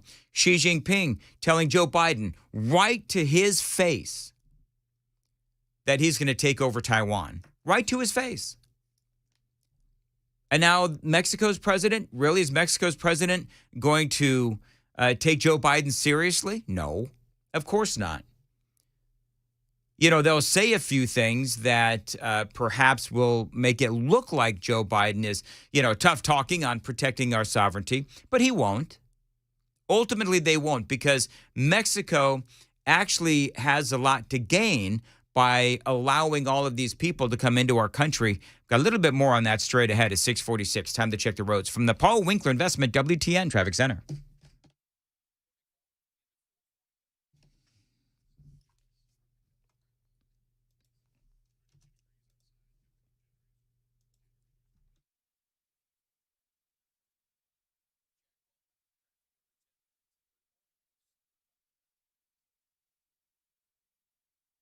Thank you very much. 647 on Super Talk 99.7 WTN. And as far as your weather goes, looks like we've got a good mix of cloud and sunshine today. Back near 60, falling into the 40s tonight. Some rain possible for Saturday with highs in the lower 60s. And look for the upper 60s on Sunday. Right now, 32 degrees on Super Talk 99.7 WTN. Jim says, hey, Dan. If every celebrity that threatened the president was investigated during the Trump years, the Secret Service would have been asked for a staffing increase like the IRS, Jim in Smithville. You know what? That's a great point. Now, I believe that Kathy Griffin, in fairness, I think Kathy Griffin was visited by the Secret Service after she held that, Trump head. Remember that whole thing? And I don't know if I would have to, super texters help me out here. Did anybody actually say that Donald Trump should be publicly hung? I mean, I'm sure that they did. I just don't know which. I just don't know which ones. Most of them just said that they were going to go cry and scream and run to Canada or, leave America, which they never did, of course. Anyway, here's the story. Part of the story when it comes to Joe Biden meeting with Mexico's President Luis Obrador, where, Mexico is getting all kinds of money sent back to their country from people that sneak into. It's one of Mexico's best ways that they're able to, bring income to that country is, illegal aliens and migrants coming into our country, and they send the money back to Mexico, their homeland. So that's number one. Number two, Mexico, of course, I believe that they work with the cartels. We all know that the cartels have been working with China to bring the fentanyl into our country as well. And so that's another way that Mexico works with China to bring down America. But here's also this story from the Daily Mail, as I just played you audio of John Kirby saying that Biden met with Mexico's president yesterday. This is the headline. Migrants are now claiming that Mexican officials are helping them cross into the U.S. illegally at Eagle Pass, Texas, where a staggering 14,000 have entered this week alone. Mexican officials had previously detained migrants crossing through Mexico, sending many back to Mexico and the Guatemala border. But again, we've had story after story, and I've reported many of them to you. We all have. About how Mexico actually helps these folks come across illegally, whether it's giving them coordinates or providing transportation, whatever. This is something that has been going on, continues to go on, and Mexico simply refuses to help. The only reason that Joe Biden is meeting with Mexico's president is to make it look like he's doing something when clearly in reality, the president is not. 615-737-9986. That is the super text line. Ken Weaver, what's coming up in the news at 7? Holiday travel update. More school safety legislation coming to Tennessee. Election 2024. Nikki Haley seems to be getting bolder. Holiday crunch time, retailers making some last-minute deals, and hundreds of millions of personal computers about to be trashed. These stories and more at 7 on Super Talk 99.7 WTN. Thank you, Ken. It's 6:51 on Super Talk 99.7 WTN. By the way, coming up, Ken, during the Gang of Three Amigos. Yes, Brother Dan Mandis. We've been sort of talking off and on, a little loosey-goosey today. It's the Friday before Christmas, and so I'm a little less formal than I usually am today. Just a little bit. But here's the thing. We're talking about best Christmas gifts you ever got. Yeah. I remembered one more. Okay. And so listen at 8:35 during the Gang of Three Amigos, and we'll all talk about that again. I remembered another one, too. Okay, well, save it for 8:35. All right. Can't wait. And listen, you want to get somebody something really cool and functional for Christmas? Try a portable generator from Cove Generators. All right, that may not be the most personal of gifts, but listen, Cove Generators, this is a company that is looking out for you. They are experts in keeping your power on and your family safe. We all know what's coming, right? Power outages. Be prepared with a Generac home standby generator, the best generators around to keep your heat on if your power goes out. Now, Cove Generators are your premier Generac home standby generator dealer. Call them today, and yes, be prepared for anything. At Cove Generators, all they do is generators, so they know what they're doing, and they do it at a fair price and great customer service. Now, if you've already got a generator, call them to perform maintenance on your Generac automatic standby generator or any brand of generator that you own. You can find them online. It's covegenerators.com, and never lose power again. Call them today at 931-559-3311. 931-559-3311. Terms and conditions may apply. Call for details. Tell them Dan Mandis told you to reach out. covegenerators.com. If you have a 401k at work, chances are you've seen something called a target date fund. Now, the idea behind a target date fund is if you're going to retire in a specific year, let's say 2030, all you do is put all your money in that fund and you don't even have to think about it. Set it and forget it is the idea. Now, one of the things that I warn people about regarding these types of funds is many times they're not nearly as diversified as you think. When we look at investing, when we look at diversification, we want to own really small companies, really large companies, really growth-oriented, really value-oriented companies, and diversify between these different market areas. Target date funds tend to focus more attention down here for a really basic reason. It sells better. Because you're investing in very big, well-known U.S. companies, what happens is investors tend to like to look like the market, as we say. And the problem, though, is when we do that, is we can go very long periods of time. 1966 through 1982 is one example. More recently, 2000 through 2012, where large U.S. stocks had no return, where other market segments actually did quite well. So one of the things that happens is when we invest in a target date fund, we may be overly concentrated and have more risk than we really realize. So if you want to learn more about our approach to investing and financial planning and how we educate investors, go to paulwinkler.com and set up a free 15-minute phone call, or you can call 615-851-1950.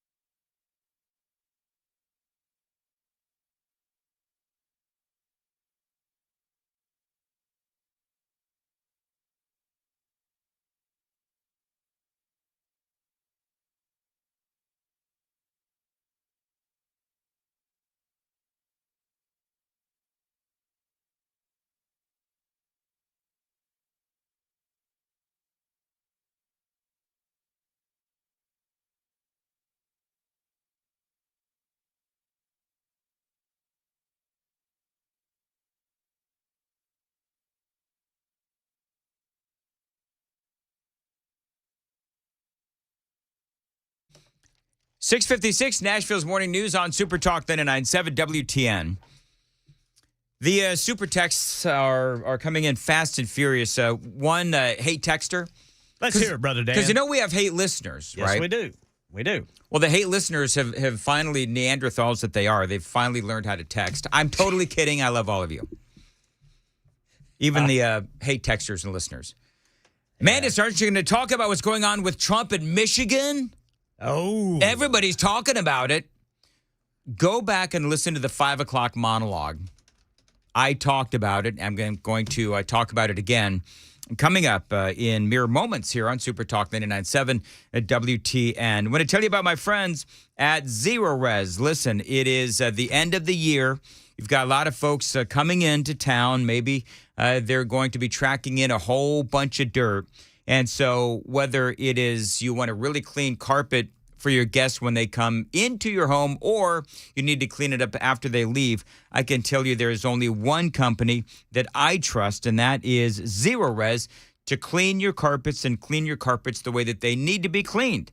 Now, with Zero Res, you do get a smarter lasting clean, no harsh chemicals, no soap residue, faster drying times, and yes, your carpets are going to stay clean longer. And right now, here in the month of December, it's about to wrap up, though. They've got a great deal for you. 3 rooms of carpets cleaned for only $119, and you're going to get a free hallway as well. One more time, 3 rooms of carpets cleaned for only $119. You also get a free hallway. That is a part of the zero res difference. Also, you get $50 off of air duct cleaning as well. So call him today and tell him that Dan told you to reach out. 615-535-9376. 615-535-9376 for Zero Res. You could book online. You can find them online, zeroresnashville.com.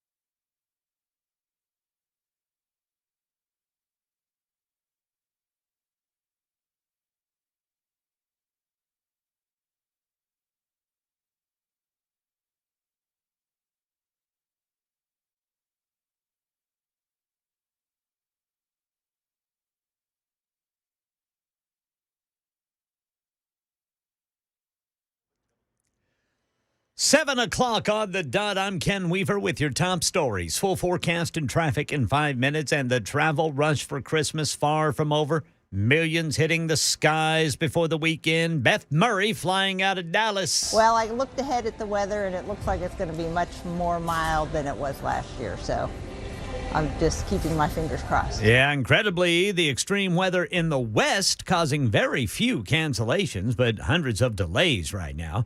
Right now in Tennessee, new school safety legislation aims to give teachers technology to push a button to alert school administrators and law enforcement about dangers inside the school. Senator Mark Pody's the sponsor, who says it will speed up response to emergencies. With law enforcement, they had told us one of the things that hurts them is not having the accurate information quick enough to know what's on the other side of the wall.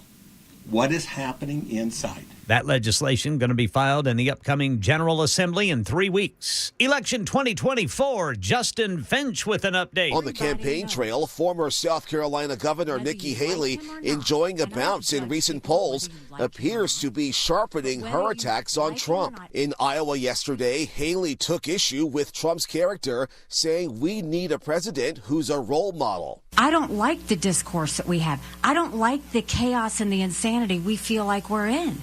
I don't like the rhetoric he gives. Well, among Republican and Republican-leaning voters, 67% support Trump, according to the latest Quinnipiac University national poll.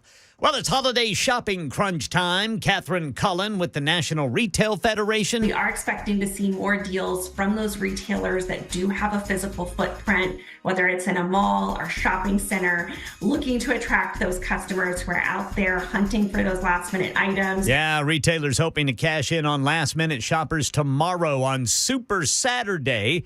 That's when an estimated 142 million people are expected to finish their holiday shopping. We're talking about deals like 60% off toys, HD Chromebook Plus for $249. That's half off.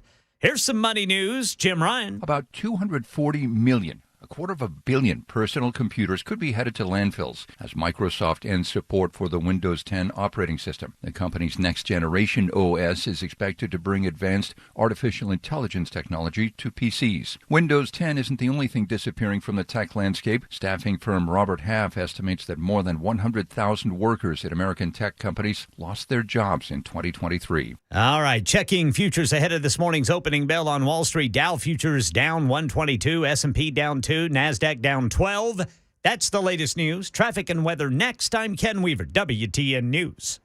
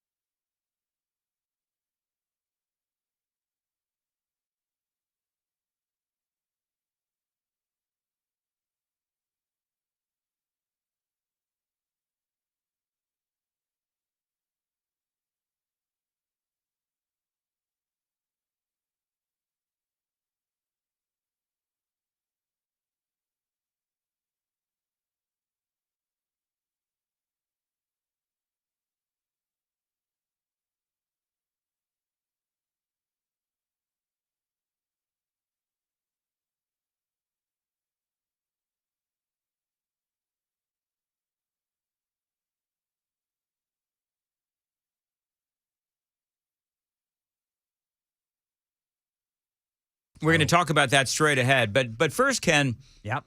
A message from a listener. Okay. You want to hear this? Sure. It's nice and uplifting. Okay. Yeah. Then I definitely want to hear it.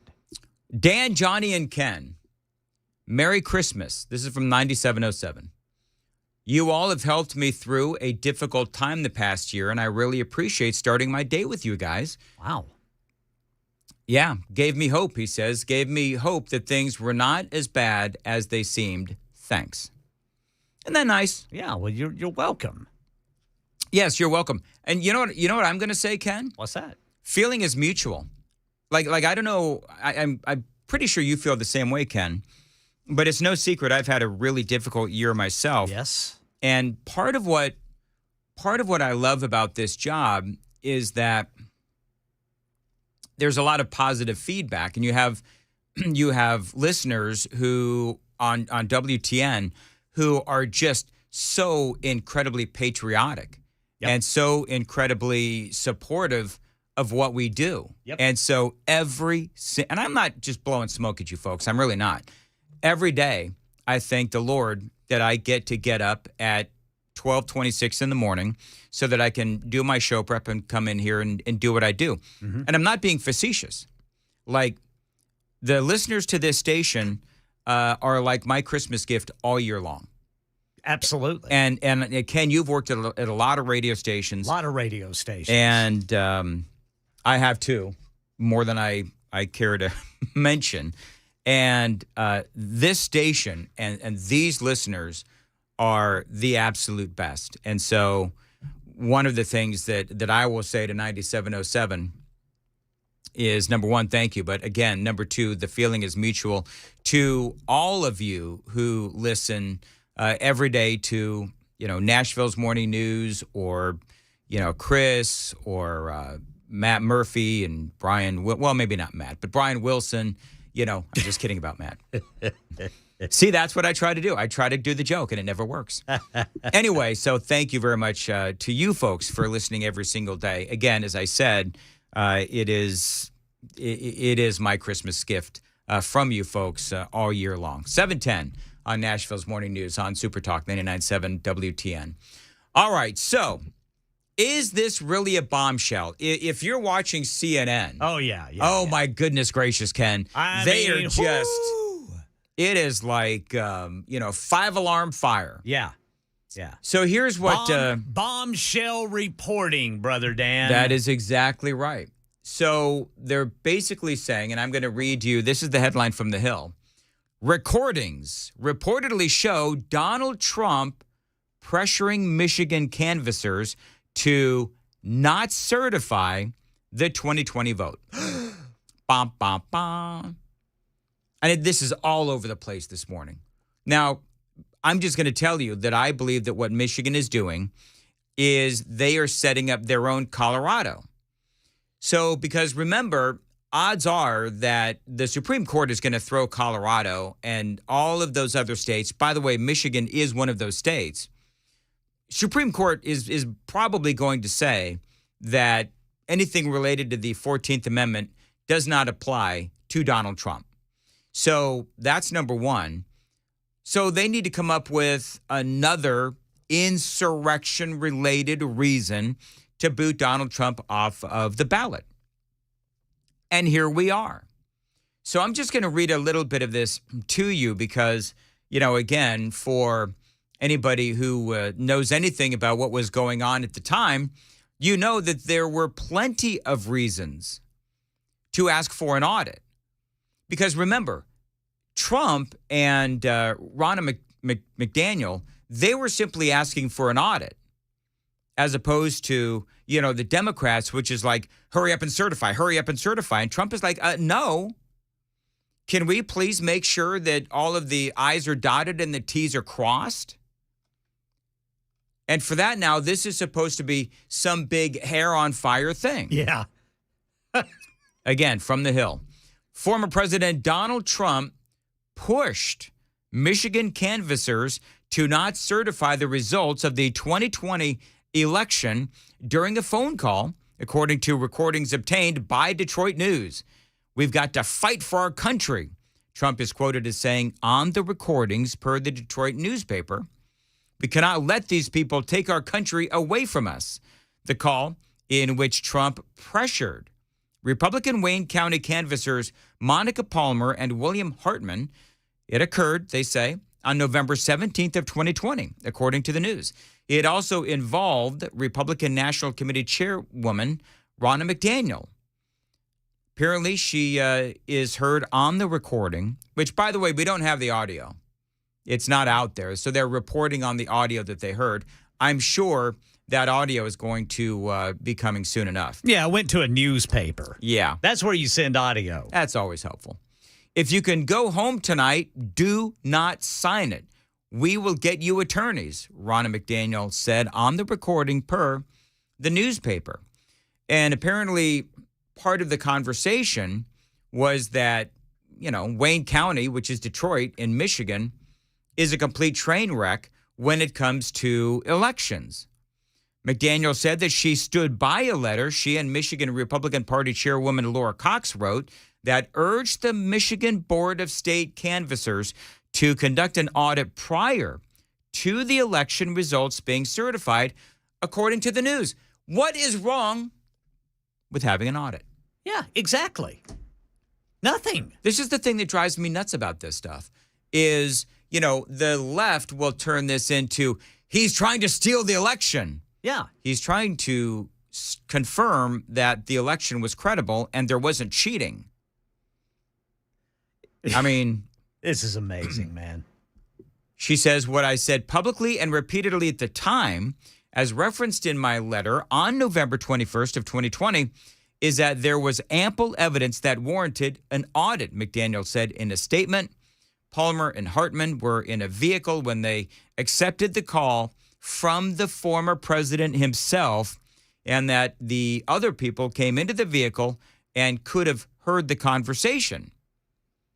The reporting, they say it's similar to the recording of Trump speaking to the Georgia election officials. But one of the things that Donald Trump said is that Detroit, Wayne County, has always been a train wreck. I mean, all you got to do is Google that Detroit and Wayne County, they've had a lot of issues over the years.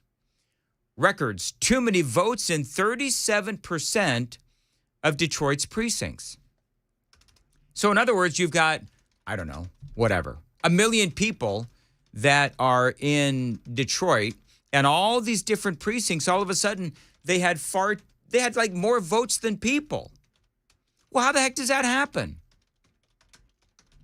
Inquiring minds want to know. Another one from the Detroit Free Press, Detroit's election woes, 782 more votes than voters. Both of those are from 2016. New York Post, Michigan recount errors continue. And it goes on and on. So, I mean, I'm sorry, CNN and some of these other places that are breathlessly reporting that this is another example of Donald Trump trying to steal the election. It's not. He wanted an audit. And there's absolutely no reason for them to say that Trump was trying to steal the election. But they will, because that's what they do. It's just more narration. It's just more. Ken, that more is of a exactly what narrative. it is. It's more narration. Yeah. You know, what can we say about Donald Trump to boot him off of the ballot for 2024? I think that's what they're doing. Yeah, and by the way, he hasn't been convicted of anything. 8403, great point. Why didn't this come out 3 years ago? Don't know. I think because they were saving it. Because I think that's part of what they do. Sure. You know, if Trump decided that he wasn't going to run, then this probably never would have come out. They're saving it for this exact moment because they clearly see that Section 3 of the 14th Amendment is not going to work. And so now they're coming out with different ways to keep Donald Trump off of the ballot in Michigan in 2024. Listen, maybe I'm wrong, but I don't, to 8403's point, well, then why is it coming out of all times? Why is it coming out now? Time to check the roads at 7:17 from the Paul Winkler Investment WTN Traffic Center.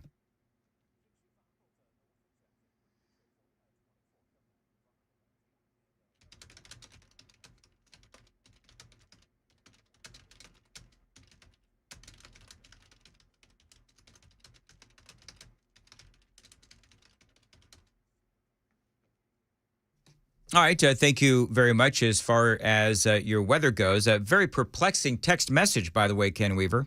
Yeah, let's hear it. I will as soon as I give you the weather. A good mix of clouds and sunshine today. We're back near 60, falling into the 40s tonight. Isolated rain for Saturday, with most of us dry in the lower 60s, upper 60s on Sunday. Guy says, boy, there are so many of these things coming in. Guy said to text, fix the darn plant behind you. 2626. What's wrong with it? I don't know. The poinsettia? Look, I know this is radio show. This is a radio show. There's a lot of people, though, that watch on the Super Talk TV, and we've got a poinsettia off to my left and behind me. And I watered it the other day because I came in and it was like all wilty. Oh, you can't have that. And the the leaves were like, kind of like how I feel some mornings. And so I watered it, and somebody pruned some of the dead leaves off. And so I don't know. Is there something wrong with the poinsettia? That I can't see anything wrong with the What's poinsettia. it look like, Brother Mason? I can't see it. It looks red and perky. Yeah, it looks fine to me. Well, there you go. Steve says, you keep pronouncing that flower wrong. I know some people like Murphy did this entire segment on how was he pronouncing it? Poinsettia. Yeah, he's making sure he hits every little letter that's in that. We had a long conversation about that. You did. Day. A long conversation on the proper pronunciation of poinsettia. And vegetables. Vegetable. Yeah, Matt has this thing. Well, it's like Wednesday? Wednesday? Wednesday? Yeah, it's like, Wednesday. Murphy likes to do every single pronounces every consonant letter that's in the whatever. word, yeah. Murphy Show. There's a man who needed a week off. Yeah. Matt, we love you, and I'm just kidding. Ready for him on Red Eye next week? Brother Murphy Show. Murphy Show, Monday, Tuesday, me Wednesday, Chris Crock, Thursday and Friday, next week on Red Eye Radio. Worcestershire sauce is another one. Yeah. Oh, you know what? 9935. Ken, I think this is for you. They can hear you tapping on your keyboard. Oh, I'm sorry about that. Sorry about that. 6872 says it just looks a little askew on camera.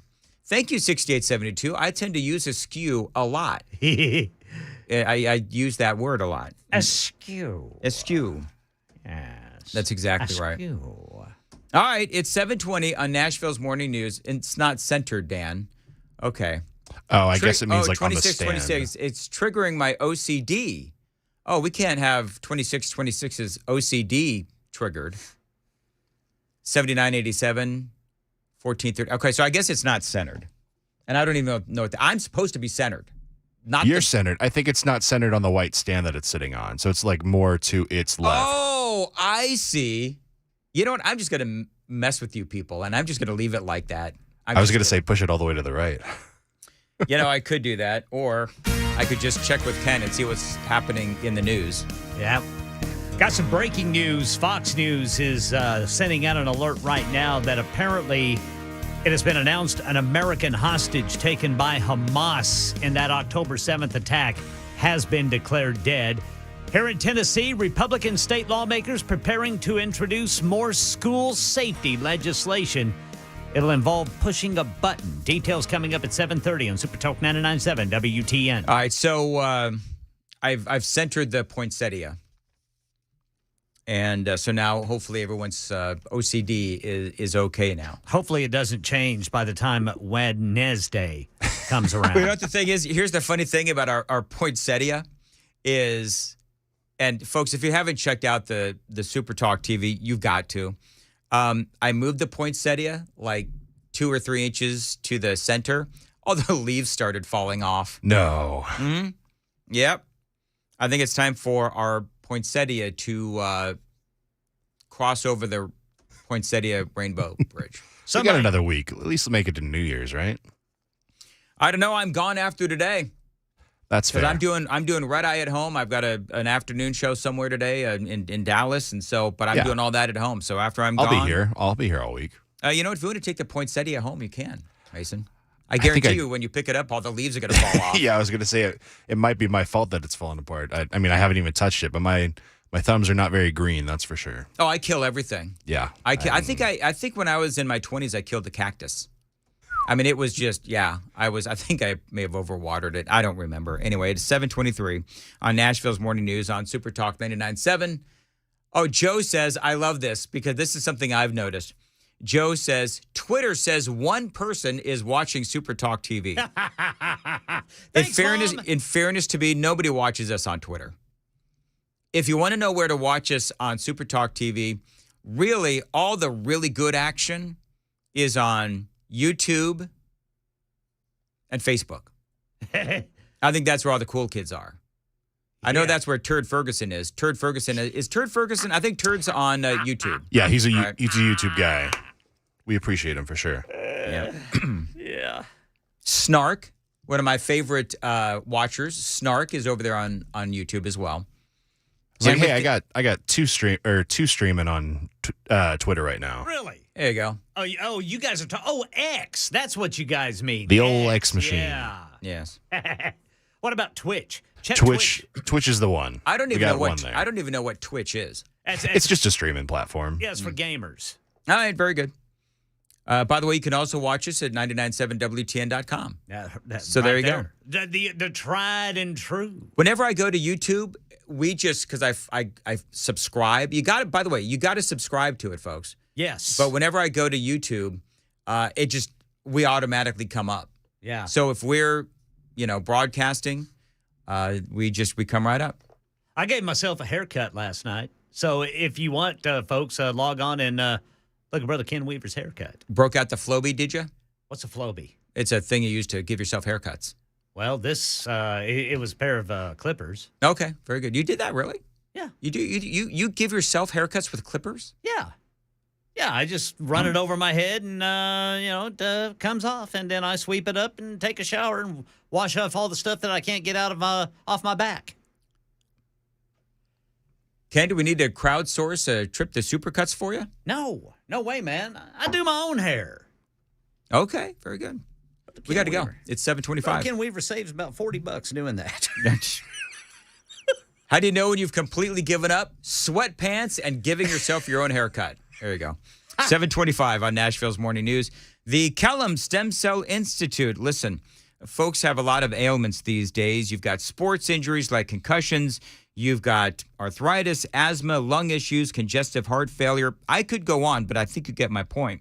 The Kellum Stem Cell Institute can help you with an array of issues. Now, what they do is they specialize in the harvesting of and then the redeploying of your own stem cells to attack inflammation in your body to help it heal. Now, this is your body providing your cells and your solutions, and Dr. Ethan Kellum can help you today. He is an official doctor for the Tennessee Titans, and yes, they accept care credit. Call them today, the Kellum Stem Cell Institute, 615-850-4415. How can they help you? You call them today for your free consultation. KELLUM, the Kellum Stem Cell Institute, online, KellumStemCellInstitute.com. Your body, your cells, your solutions. I love the state of Tennessee. I love everything about it, and I love hunting and fishing in the state of Tennessee, and what you guys do is so great. I was born and raised here, and this song is for Tennessee and everybody in it.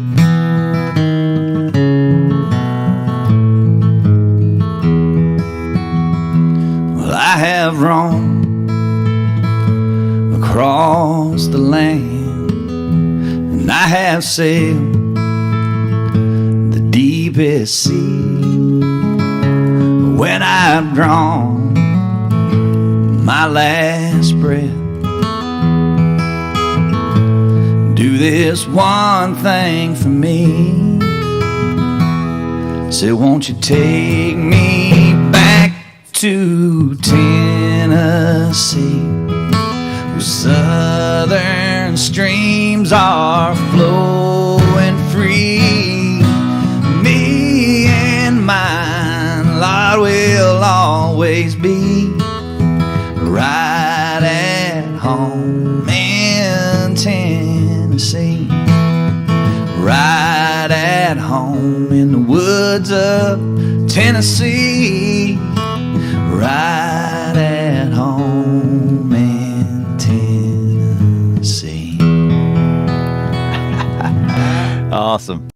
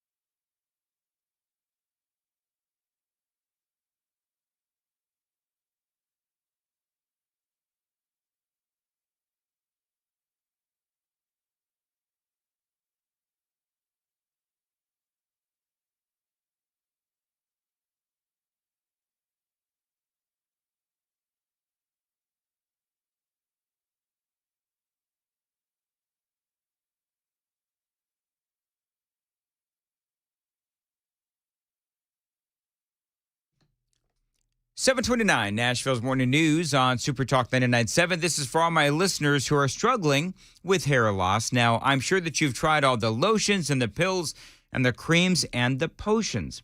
You know, with so many options and doctors out there, who will you trust and what is really going to help you get your hair back? Well, the Advanced FUE from Advanced Hair is an incredible breakthrough. If you've got a receding hairline, thinning hair, bald spots, Advanced Hair offers a simple and quick one-day treatment that begins regrowing your own natural hair the very next day. You know, Advanced Hair even guarantees that your new hair is going to grow. It does work for both men and women across all ages, and there is no one in hair restoration that I recommend more.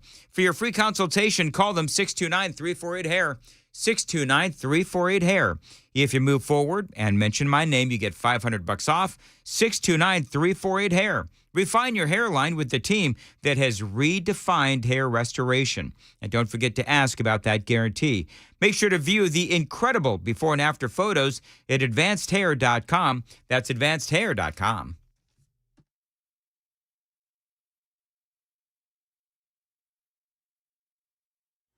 $7:30 on the dot this Friday morning. I'm Ken Weaver with your top stories. We'll tell you if it's going to rain anytime soon during the full forecast and traffic in 5 minutes.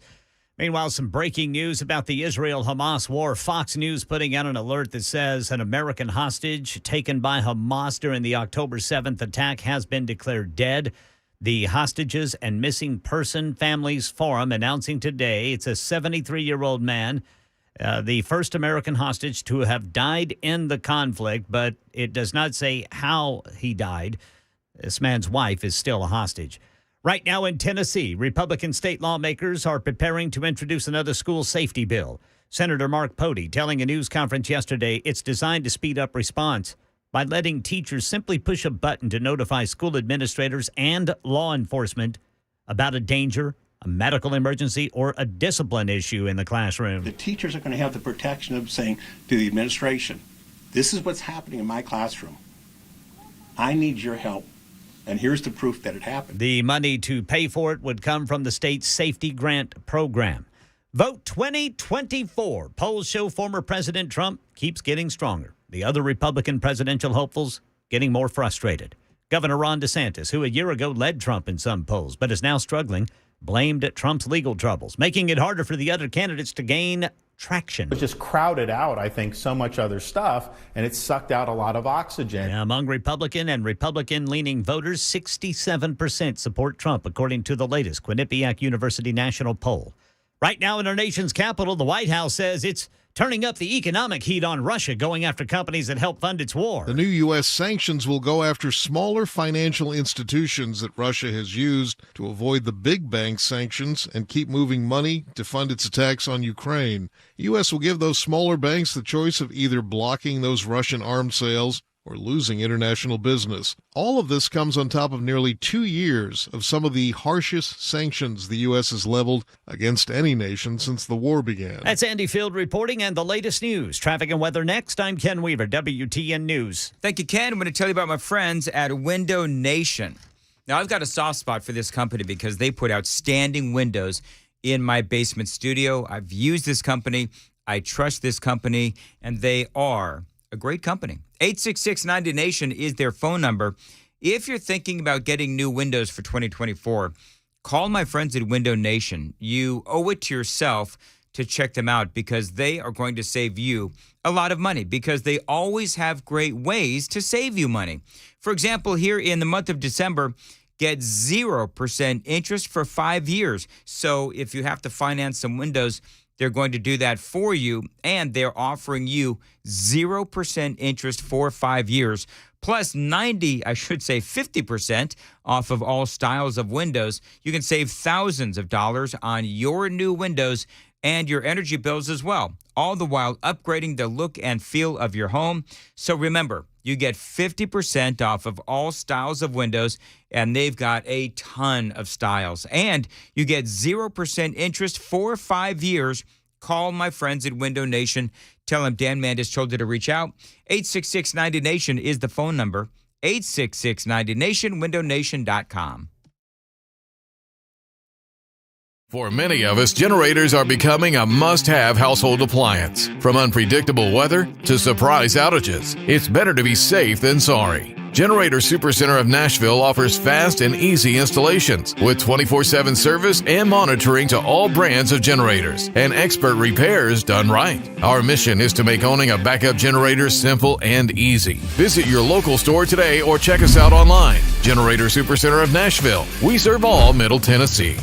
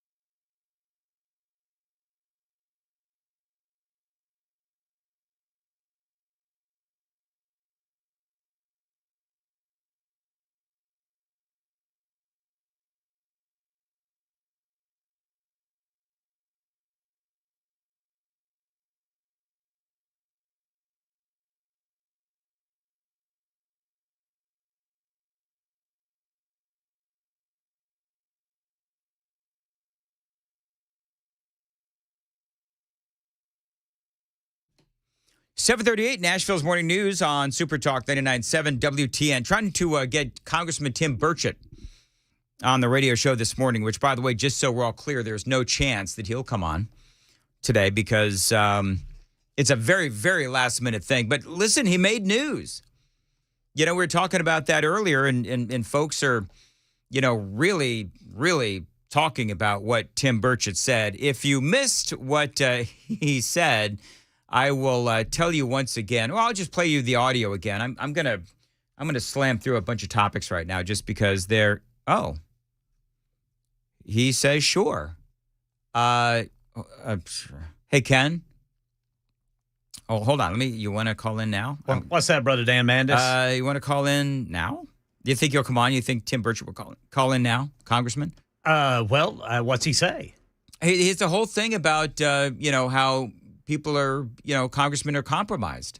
Okay, so and what's he telling you right now? I asked him if he would come on. You want to call in right now? Oh, okay. I thought. Yeah, because usually it takes like 15 phone calls to get these folks on. So let's see if he does. I'll go ahead and play you the audio of what Tim Burchett said. This was on a podcast. Watch the phone if you would, Mason. And this is what he had to say. He was on a podcast and they're engaged in a conversation regarding Jeffrey Epstein and how not only the flight logs, but also, the client logs and everything else need to be brought to light. Why in the world would good conservatives vote for crazy stuff like what we've been seeing out of Congress? It's how it works. You're visiting, you're out of the country or out of town, or you're in a motel or bar in D.C. and whatever you're into, women or men or whatever, comes up and they're very attractive and they're laughing at your jokes and you're buying them a drink. Next thing you know, you're in the motel room with them naked. And next thing you know, you're about to make a key vote. And what happens? Some well-dressed person comes up and whispers in your ear, hey man, there's tapes out on you. Were you in a motel room on whatever with whoever? And then you're like, uh-oh. And said, you really ought not be voting for this thing. Yeah. And I see here, and here's the thing. And I talked about this in the last hour. I thought everybody knew that this is what happens in Washington, D.C. I mean, it's China, for one. I think the Russians have done this as well. But, they like to get dirt, if you will. They like to get our lawmakers in compromising positions. And so, Tim Burchett, Congressman Tim Burchett, he's on this show and this station all the time.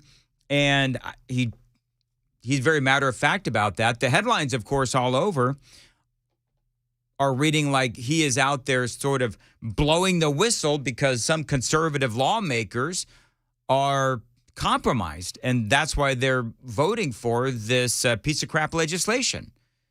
And basically he says that's really the only explanation for some of these votes. Women, drugs, booze, it'll find you in D.C. and in most elected offices. And that's what people of power and influence do. And it's just, I've been in this game my whole life. I spent 16 years in the state legislature in Tennessee and 8 years as county mayor. And now I'm in my 5th year of Congress. But it's just, the stakes are higher, but the game is still the same. Yeah, that is Congressman Tim Burchett. And of course, one of the things that I would ask him if he calls is, okay, so who are we talking about? Like, do you want to name names? I mean, it sounds like this is something, but this is something that, I was going through some of the stories with you earlier, folks, where, they're saying there's some people within our government, the intelligence agencies, that say that there are thousands of beautiful, Chinese women or Russian women, and they find these up-and-coming young lawmakers, whether it's, senators or, congressmen, House of Representatives, whatever, but they try to get them in compromising positions so that they basically own them. They say, and this is from Fox News, married men are often the targets. Once compromised, they are told to cooperate or else their actions will be disclosed and they'll be divorced and they'll lose their government clearance and their job, etc. I named earlier, I was naming two. You've got Dianne Feinstein and you've got Eric Swalwell. Eric Swalwell had Christina Fang, otherwise known as Fang Fang, and you had Dianne Feinstein. She had a, if I remember right, she had a Chinese spy working in her office for years. It's crazy. And so this comment from Tim Burchett, Congressman Tim Burchett, I mean, it's making the rounds, but it's like, well, we kind of already knew this, didn't we? They're a family member, and then they lure them into these things, and then eventually they just own them, and it's constant. Why else would people vote for some of the garbage that comes out of Washington on both sides of the aisle? I mean, you see good conservatives, you think, they're getting ready to leave office, and then they vote on some crazy thing, or the left, they vote for something else that obviously is diametrically opposed to what they believe in. They do it because these folks own them. And it's just it's a crooked game. And America needs to wake up. Yeah, and the congressman says America needs to wake up. And in that last cut, he was talking about how the bad guys, if you will, China, Russia, some of these other places, what they'll do is they'll offer your significant other a job. And so that's also part of this dynamic where if your significant other also has some skin in the game, then that's another way that you can end up compromising one of our lawmakers. And so, again, this is something I've covered. I covered this in pretty big detail years ago when the Eric Swalwell story was a story. But I find the whole thing fascinating. Anyway, got to go. 7:45 on Super Talk 99.7. Time to check the roads from the Paul Winkler Investment WTN Traffic Center.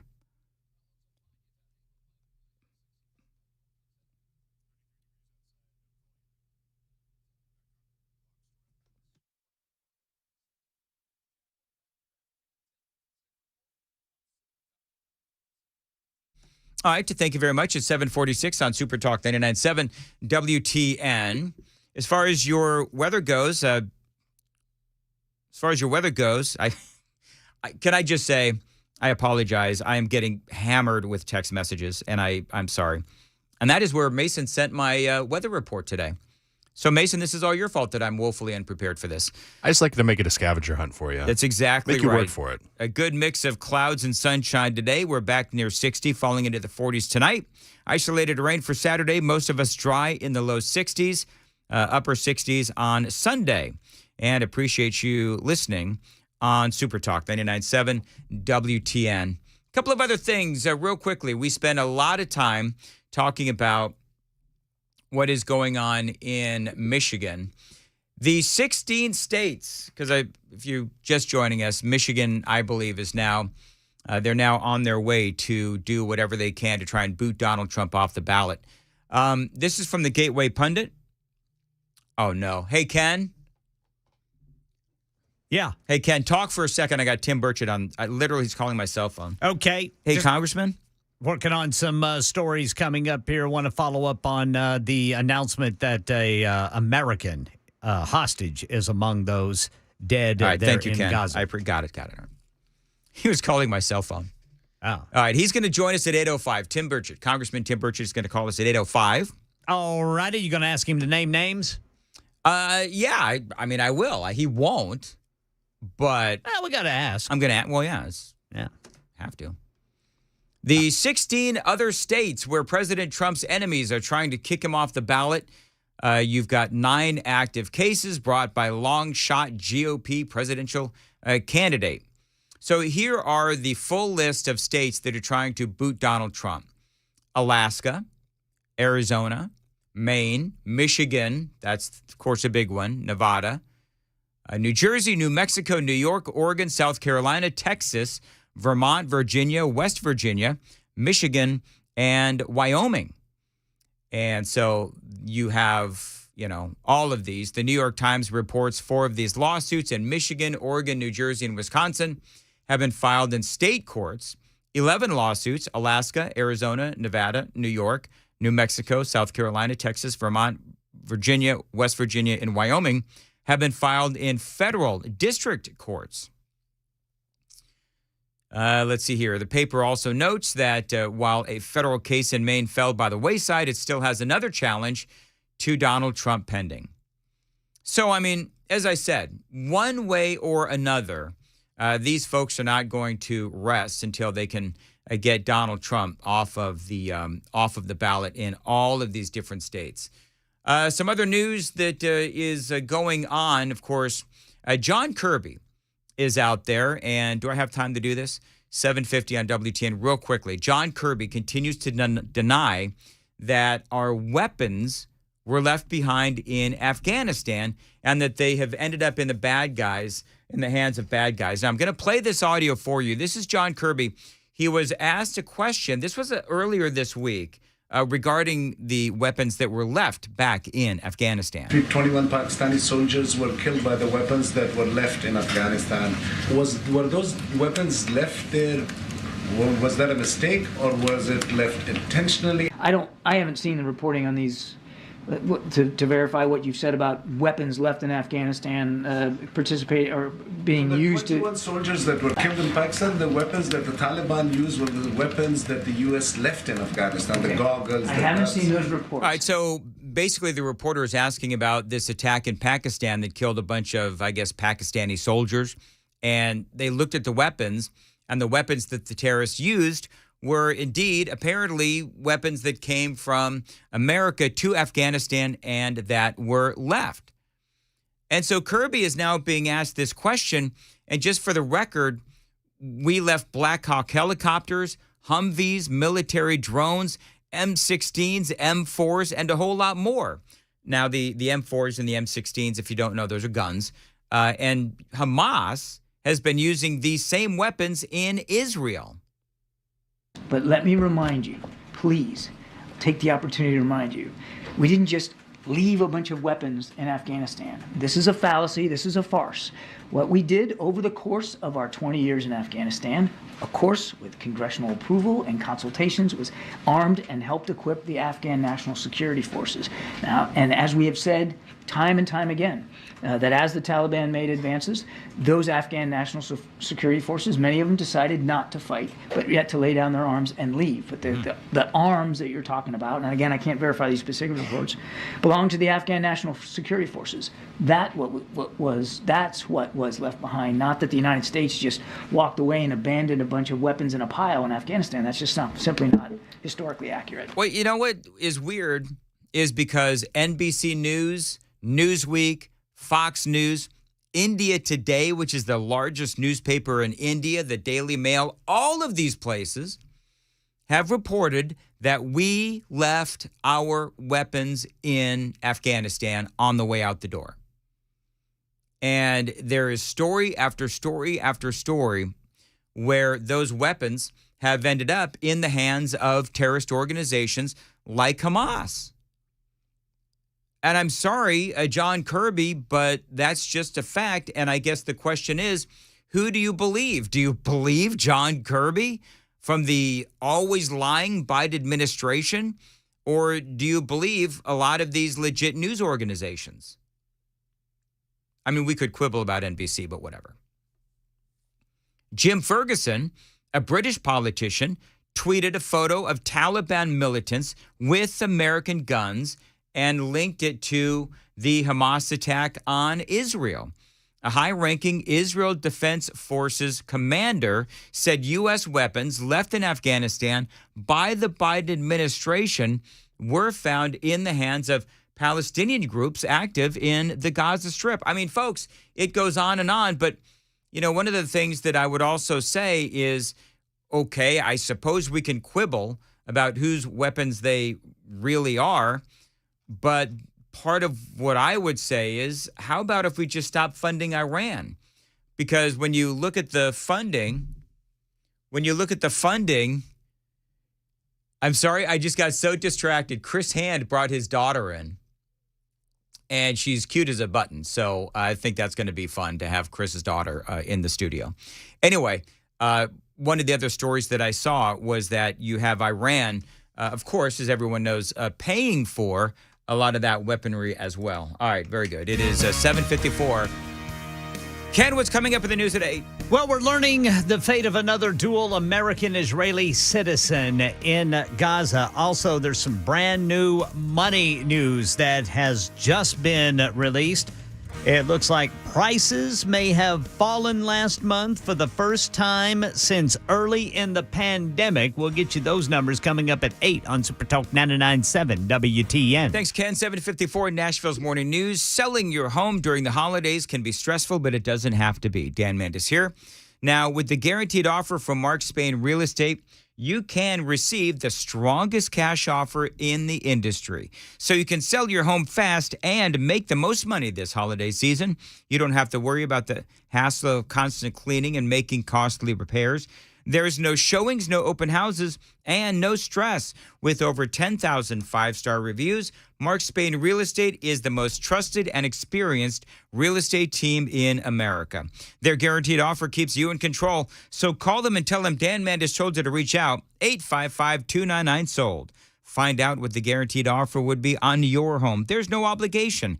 855-299-SOLD. You can find them online. It's markspain.com to get a guaranteed offer on your home and start packing. If you have a 401k at work, chances are you've seen something called a target date fund. Now, the idea behind a target date fund is if you're going to retire in a specific year, let's say 2030, all you do is put all your money in that fund. You don't even have to think about it. Set it and forget it is the idea. Now, one of the things that I warn people about regarding these types of funds is many times they're not nearly as diversified as you think. When we look at investing, when we look at diversification, we want to own really small companies, really large companies, really growth-oriented, really value-oriented companies, and diversify between these different market areas.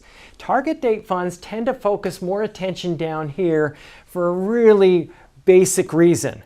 It sells better. Because you're investing in very big, well-known U.S. companies, what happens is investors tend to like to look like the market, as we say. And the problem, though, is when we do that, is we can go very long periods of time. 1966 through 1982 is one example. More recently, 2000 through 2012, where large U.S. stocks had no return, where other market segments actually did quite well. So one of the things that happens is when we invest in a target date fund, we may be overly concentrated and have more risk than we really realize. So if you want to learn more about our approach to investing and financial planning and how we educate investors, go to paulwinkler.com and set up a free 15-minute phone call, or you can call 615-851-1950.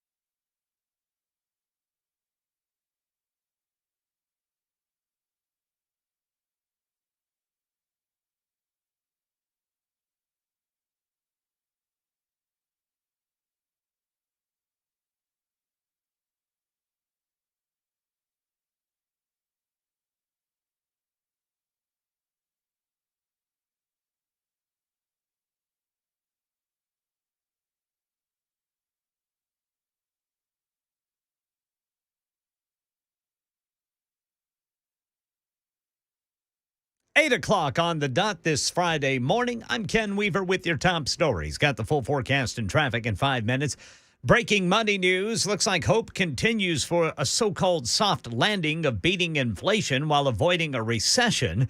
The Commerce Department's report this morning showing consumer prices were down by 0.1% last month. They were up a little, more than 2.5% from the year prior. Both of these figures better than expected as inflation continues to recede from last year's highs. And breaking news about the Israel-Hamas war. Fox News is reporting an American-Israeli hostage taken by Hamas during the attack October 7th has been declared dead. The Hostages and Missing Persons Families Forum announcing today that 73-year-old Gadi Haggai is the first American hostage to have died in the conflict. He died during the October 7th Hamas attack. His body was taken to Gaza. His wife is still a hostage. Meanwhile, in this country, with 3 days before Christmas, law enforcement on alert, reporting the most challenging threat environment since 9/11. Many of the threats tied to the ongoing war between Israel and Hamas. The FBI now has 100 active full-scale investigations tied to that Middle East conflict. As Pierre Thomas reporting. Here in Tennessee, Republican lawmakers are going to present more school safety legislation when the General Assembly kicks off in 3 weeks. Senator Mark Pody, sponsor of a bill designed to speed up response to schools by giving teachers technology that lets them simply push a button. If there's an active shooter, they hit that button. That is going to be almost like ring phone technology, where the police officers will see exactly what is going on. He says this technology could be used for medical emergencies, also student discipline issues, too. Election 2024, the Republican caucuses in Iowa just weeks away, and Jonathan Karl says former President Donald Trump's far ahead in the polls in the Hawkeye state, but now some of his rivals are challenging him more directly. For months, Haley had been reluctant to directly challenge Trump. That is beginning to change. She often warns chaos follows Trump, a line she seemed to deliver more sharply in Iowa.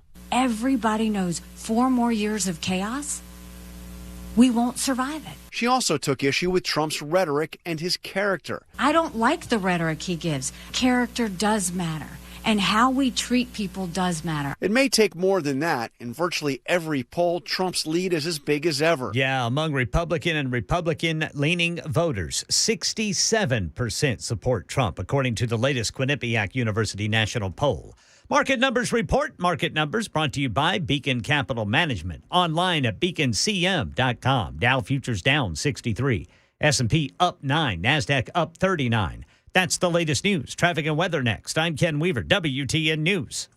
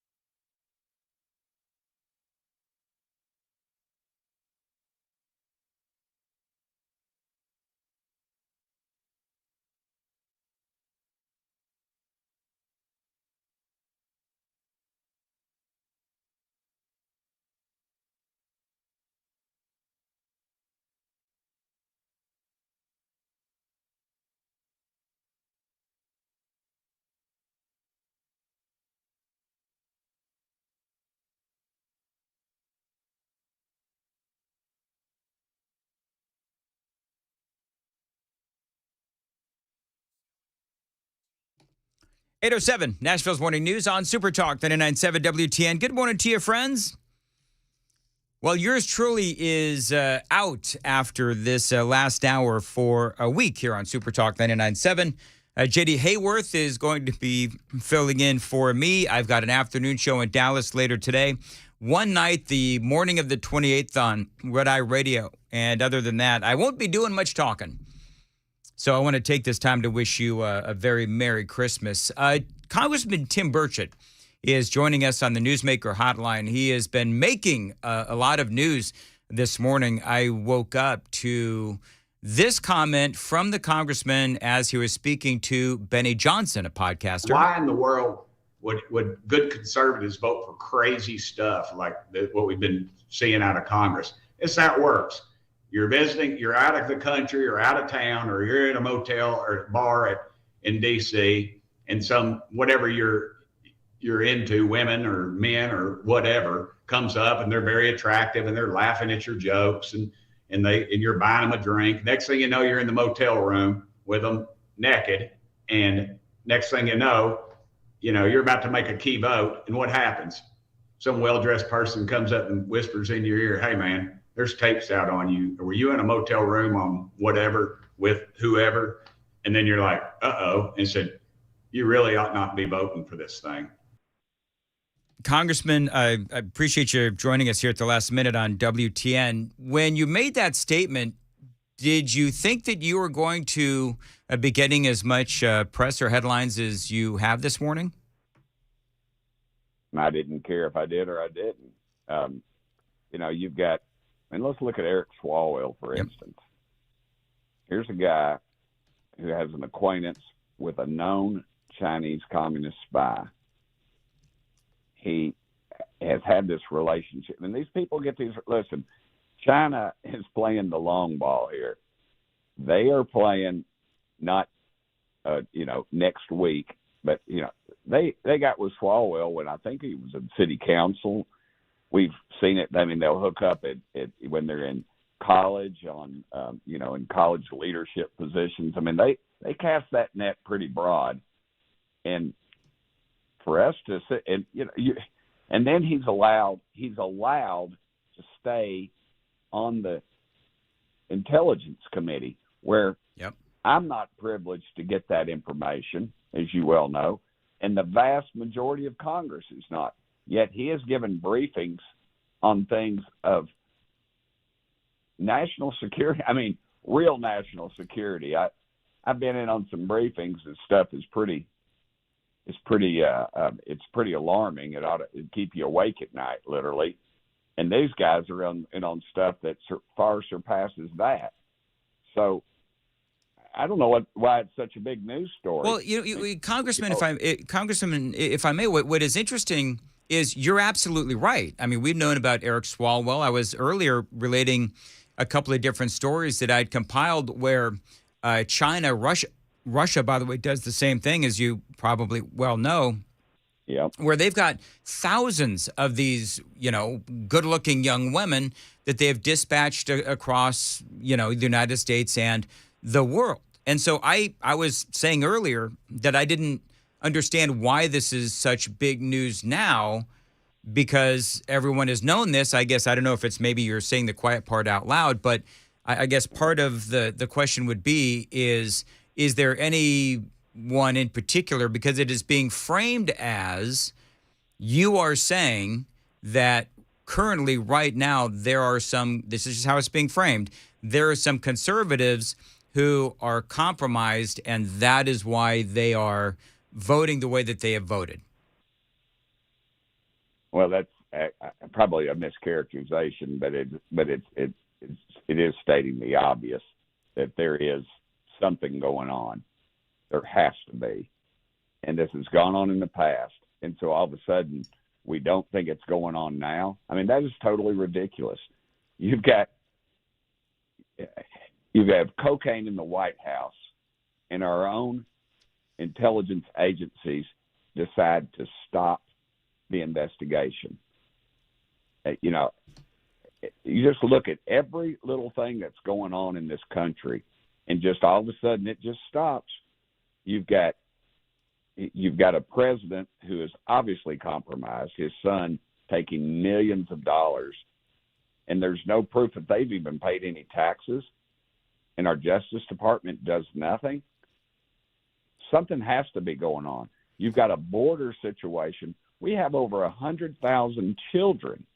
I'm not talking about 18, 19-year-old adults. I'm talking about children that have disappeared. Yet no one is saying stop. No one in the Democrat Party at all is saying, except maybe one person, is saying we got a problem at the border. 8 million people have come over in the last 3 years. 8 million. That is the size of the state of Tennessee. Now, dadgummit, somebody is compromised, whether it be at the top, in the middle, what have you. But there is no other explanation for this. This is anarchy, and we are throwing our country away because we're not calling it out. I'm just calling it out because I'm sick of it. We're going to lose our country. This is not some Archie Bunker kind of, thing, and everybody's laughing. This is serious business, and our United States Congress is not. They're abdicating their duties. They are not doing their job, and it is because they are compromised. What's interesting is, and you use the word compromise, which is a word that I've used many times when it comes to Hunter Biden and Joe Biden, et cetera. But in that interview, you talked about how you will have family members or spouses of people, again, people in the Senate, people in the House, politicians and so forth, that get jobs, perhaps outside of Washington, D.C., but that is also part of that compromise. I mean, that is Hunter Biden to a T, is it not? And so that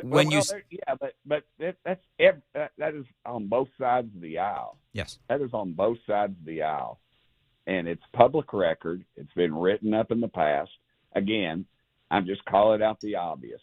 I mean, you think some of these people, they can't walk and chew gum at the same time, that are given these $100,000, $300,000 jobs, and their spouses or girlfriends or both of some very influential people in Washington. We ought to start asking some questions. People ought to start reading these ethics reports or ethics rules that we have to fill out of where our family's employed and what they do for a living. And people ought to start asking some questions.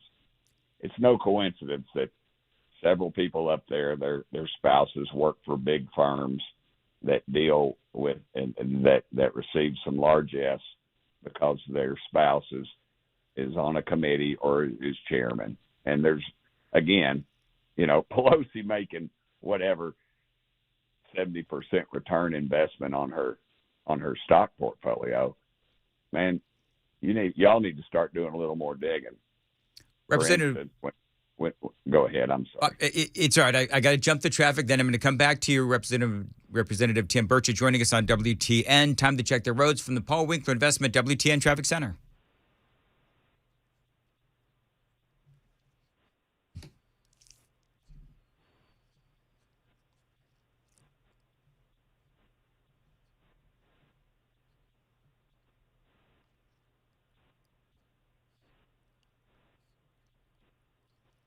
Thank you very much. 8:16 on Nashville's Morning News on Super Talk 99.7 WTN. Congressman Tim Burchett is joining us on the Newsmaker Hotline. Dan Mandis here on Super Talk 99.7 WTN. Congressman, you have made comments about Washington, D.C. and how there's a lot of lawmakers that are compromised, and there really are. Because I think Americans look at what's going on in Washington, D.C., and you're right, because some of the things... And yeah, both parties, absolutely. Things happen that people simply just don't understand. And so, again, you made headlines by saying that politicians are compromised, and that's the only way that some of these decisions can make sense, because they don't make sense often. The border is wide open. You brought up a whole bunch of things. So I guess my next question is, you talk about the ethics forms that you folks have to fill out. You've been in Washington, D.C. a long time. When did you begin to realize that Washington, D.C. was as corrupt as it is? the very first day, and I'll tell you how.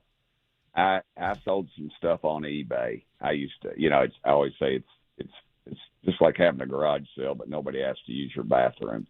So during the ethics of our, we go in for ethics training or what have you, or it's a question and answer with the attorneys, and I asked about selling stuff on eBay, and they, oh man, they had, well, this is this, and they said, we need you to come into the office and talk to us. So I did, and I went with another member. Okay, and this member is no longer in Congress, so it doesn't matter. But I remember this guy said, "Hey, I explained to him that I sold stuff on eBay, and he said, well, that's problematic because a lobbyist could buy that from you." And I said, well, there's no way they know my dadgum name. It's not on here. And then so we figured out it's legit. We worked it out, whatever, as long as I do I share everything with my accountant and they do all that. Well, another person that was there said, I've got this business that due to my time in the military, and because he and I were friends, or we still are actually, and I said, and he said, I have this business, I do consulting with the military, and the guy said, well, and only unless you're voting on it, does it even affect it? And you might preclude yourself from a vote, but if you're not on that committee, it doesn't really matter. And I just thought, wow. And then he said, you got anything else? And he said, yeah, I got a little distillery. And he said, really? He said, man, I love gin. And he said, oh, we've got whatever kind of alcohol it was. I can't remember. But anyway, he said, God, man, I really like it. He goes, really? He said, I'll bring you a case. And this lawyer said, oh, that'd be great. He said, just don't tell my boss. He said, it's legal. But, he kind of frowns upon that stuff. He said, oh, okay. And I thought to myself, they're running me through the ringer because I sell $125 worth of stuff a year on eBay, just junk around the house. And this guy's bringing him a case of booze. Yeah. And that, and this was the lawyer for the ethics. And that just tells you right there, Washington, everybody, I hate the term the swamp. It's an open sewer. It is an open sewer. It's just like life. It's anywhere else you can find it. It's just, my wife says it's like junior high school with checkbooks. It's just and the checks are unlimited because we're using your money. Well, but this is Washington to a T, and both parties are in on it. It's the uniparty, and we better start asking some tough questions. And this is why I'm going to have well-funded opposition in the primary, because it's a 15-plus Republican district. Trump won by 12 or 13. I think I won by 15 or so when I had opposition. But here it is. They're flying people up to Washington to meet, and the billionaires, some of them, and millionaires are meeting with folks, and they're going to run somebody against me, and they might beat me, they might not. But this is exactly why, because of this type of behavior that is acceptable, because their portfolio is getting increased. I want to give you one quick story, and I know I'm talking too long, but remember the when we said we're going to give a missile defense system to Ukraine? Yes. Okay. Members of Congress owned stock or bought stock prior to that, in that time frame of the company that was in that, because what happened was when we gave them our missile defense system, we have to have ours up to a certain percentage. So what did we have to do? We had to buy. It was a multi-billion-dollar no bid contract, and we had to replenish our stockpile. And this war is exactly that, because the economists, the left-leaning economists who you'd think would be against war, are talking about how great this is for this country, because the billions of dollars we're spending in Ukraine, over half of it's coming back here because they're buying our armaments. Mm-hmm. Now, Does that make any sense to you at all? I mean, it makes sense to me, but that's why the big boys don't like the Tim Burchetts of the world, because I call out this obvious corruption. If there's one thing that's been consistent about Congressman Tim Burchett, you have never hidden your disdain for business as usual in Washington, D.C. In 30 seconds or less, is there anything that you can do while you're in Congress? And I don't know if you maybe you'll be primaried, who knows? But what can you do to stop this kind of corruption? I can keep calling it out, and I'll propose some do-gooder legislation, and they'll pat me on the head, and they'll study it, and they'll water it down, and something might get out of Congress, but it'll never pass in the Senate, because it's just, the good old boys and girls. And again, when Marsha Blackburn called out Dick Durbin for the Epstein stuff, where he said, he wouldn't allow them to subpoena those records. Mm-hmm. If you watch the interview, he says, I don't even know who you're talking about. I mean, you talk about a guy that's compromised. Marsha Blackburn had every right as a United States Senator to call that out. And Dick Durbin, it's just unbelievable for what he said about Epstein. He said, nobody's asking me about it. I don't know it. He was like, I don't know who this Epstein. And his best buddy, Bill Clinton, is all over those travel logs. Oh, yeah. And Marsha Blackburn had every right to call it. That's why I said, let's get it out there. Let's find out about it. And I asked our Chairman Comer, because he's a Republican, and he assured me we're going to do it. We're going to subpoena those records. Because so the flight logs are one thing. What we need to do is get the client list, which they've hid from us. So 10 seconds or less. You can make it a yes or no. Tim Burchett, do you believe that we will eventually find out the flight logs, the client list, and everything? Will that eventually become public? Absolutely not.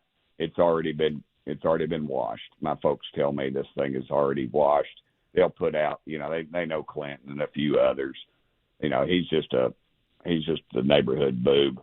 It's not even the tip of the iceberg. This thing goes deep, and it is ugly, and you will never ever hear about it. And for the record, I'm not suicidal if something were to happen to me. Okay. Thank you very much. Next time you're in Nashville, will you come in and do an in-studio interview with me? I would love to, but since y'all closed down Arnold's, I really don't have any reason to come to Nashville.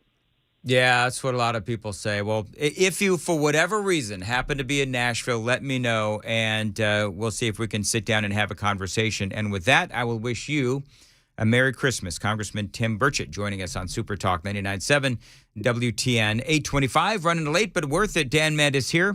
It was years ago that it was my New Year's resolution to buy and learn how to shoot. And the Glock store in Nashville helped to make that happen. And now my daughter has the same idea heading into 2024. Now, I'm thinking that she should get a Glock, but there's so many to choose from. I'm going to take her down to the Glock store in Nashville and let the two-way pros help her pick one out. They helped me, they'll help her. They've got every Glock in stock, and they've got training as well with instructors that can help you shoot faster, safer, and more accurate. It is where I did my training, and I absolutely loved it. Now, if you're searching for a last-minute gift, think about the Glock store in Nashville. 1930 Air Lane Drive, just minutes from the airport and worth the drive from anywhere. That website, glockstore.com. I love the state of Tennessee. I love everything about it, and I love hunting and fishing in the state of Tennessee, and what you guys do is so great. I was born and raised here, and this song is for Tennessee and everybody in it.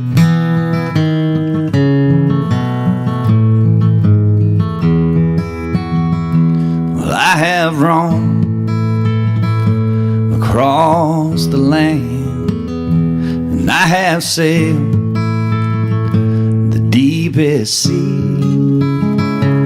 When I've drawn my last breath, do this one thing for me. So won't you take me back to Tennessee, where southern iron streams are flowing free. Me and mine, Lord, will always be right at home in Tennessee. Right at home in the woods of Tennessee. Right at home in Tennessee. Awesome.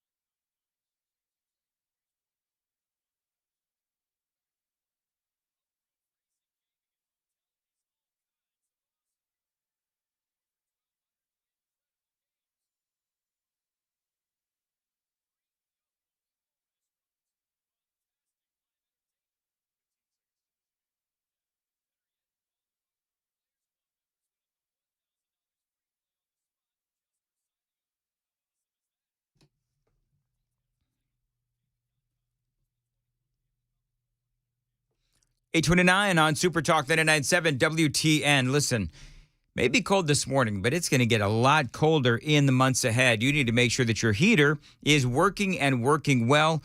What you need to do is become a Beehive member from my friends at Busy Bee Plumbing, Heating, and Cooling. Now, becoming a Beehive member means that you are going to be running at peak efficiency for maximum comfort. Now, if your heater does break down, Beehive members get front-of-the-line service. So when hundreds of homes are without heat, you are going to get serviced first. So call them today at 615-775-7833. I've been a Beehive member for years. For satisfaction guaranteed, call these folks at Busy Bee Plumbing, Heating, and Cooling. That phone number one more time, 615-775-7833, busybeehvac.com.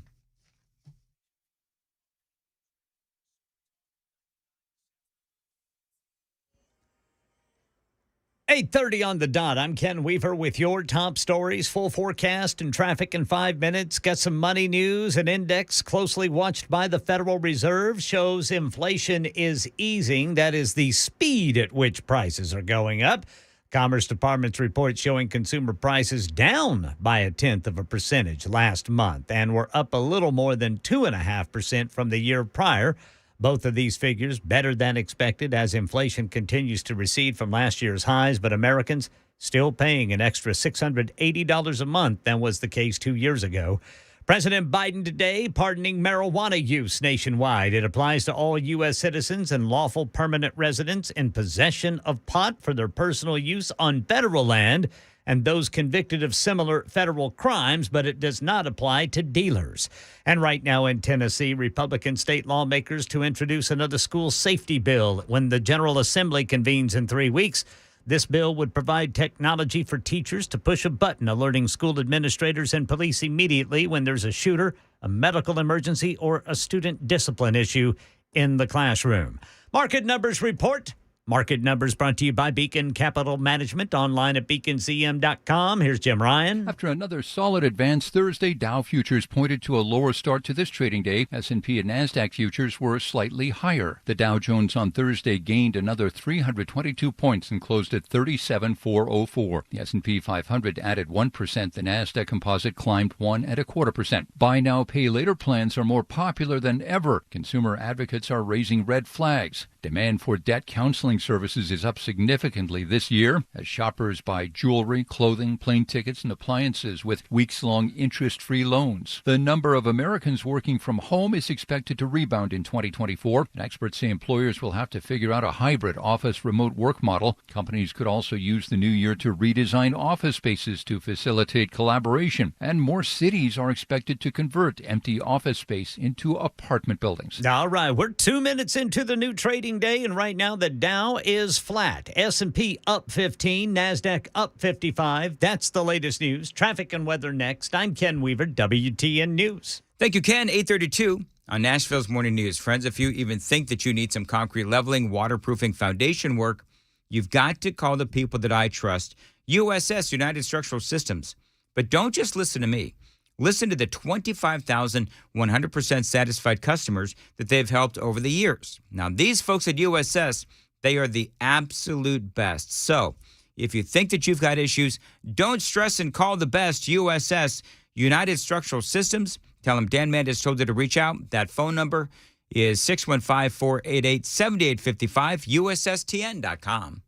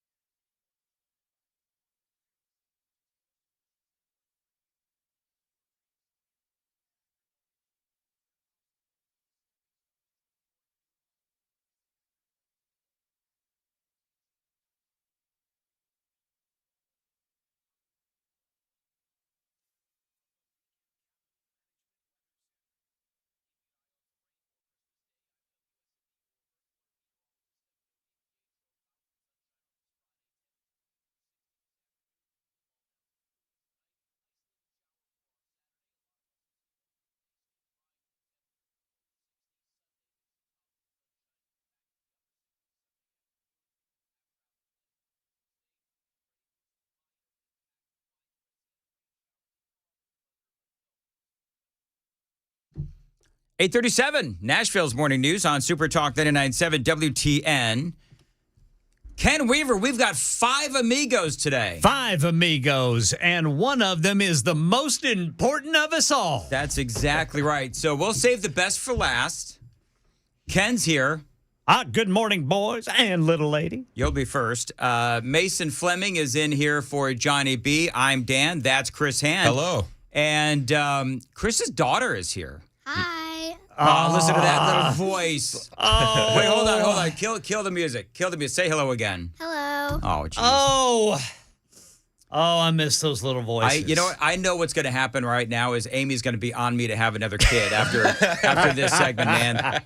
So you're going to have to just keep your mouth shut, Kennedy. So your name is, I'm just kidding. You're Kennedy. Yes. And how old are you, Kennedy? I'm 9 years old. You're 9 years old. She turns 10 on the 27th, boys. Woo! Double digits. Yes. That'll be time to get a job, won't it?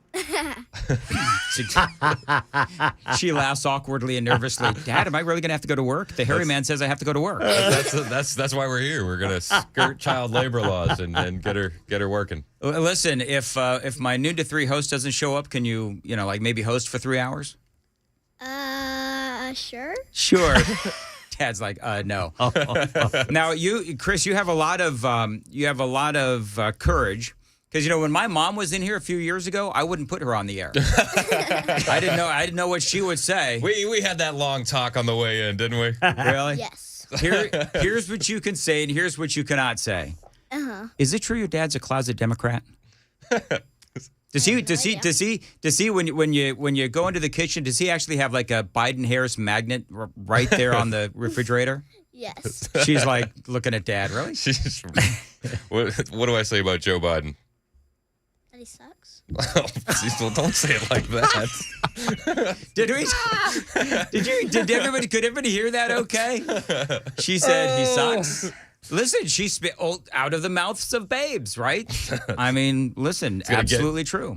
Congress could learn something from Kennedy, couldn't they? That's exactly right. Now, is she named after John F.? No, it was just the first name we agreed on, but it was we said Kennedy and we were like, yep, that's it. It's a great name. Now, if it wasn't for Kennedy, Chris Hand would not be working here today. It's the truth. So, Chris, go ahead and tell this story. Some people, I think, may have heard this before, but it's a great story. Kennedy, do you know this story? Yes. Okay. Okay, so you tell them what you organized. I organized a coat drive when I was in 1st or 2nd grade. It was 1st grade. 1st grade. So she organized a coat drive, and during that time, you were running commercials with the Great American Moment. Mm-hmm. And I was like, I've kind of got it in me to give her a little bit of ups. So I sent Dan an email. I said, I got a great American Moment that's local. And I told him the story, and then what happened? And then you started filling in for some people. I forgot who it was. Yep. So Chris got audio from Kennedy. Yep. Sends it to me. I put the thing together. I wish I still had that. Well, you probably have it. I have it somewhere. I put the thing together, and then after that, Chris started getting the itch. Radio itch. Yep. And sadly, Preparation H won't take care of that. And so we, moving on. And so leave it to me to make it awkward. All right, perfect. And so you started filling in, running the audio console. Yep. You said that you wanted to try hosting, and we gave you a shot. And I mean, good Lord, here you are. Here we are. That's exactly right. Yeah, it's been a whirlwind, but it all started with Kennedy. And I was saying to Dan before this, when I was in Detroit, that's where Kennedy was born. My other 3 were born here in Tennessee. But she used to sleep in her car seat under the radio console as I would do my top 40 air shifts. That is so funny. Yeah, and we would set up a pack and play in the studio with her. So it's kind of like full circle.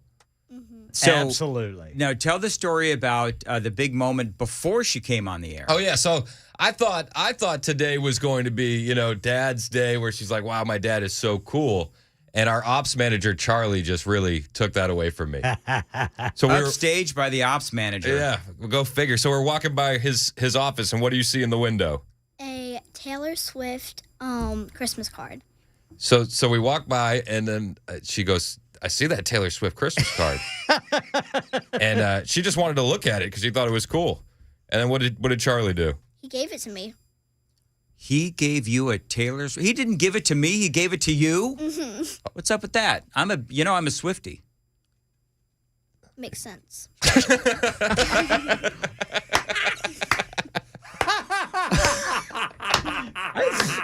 I think that was an insult. Your true colors are showing now. You can't hide them anymore. So do you have a just moving right along? So do you have a You favorite? said, Dan, from the mouth of babes? Yeah. Shut up, Ken. Do you have a favorite Taylor Swift song?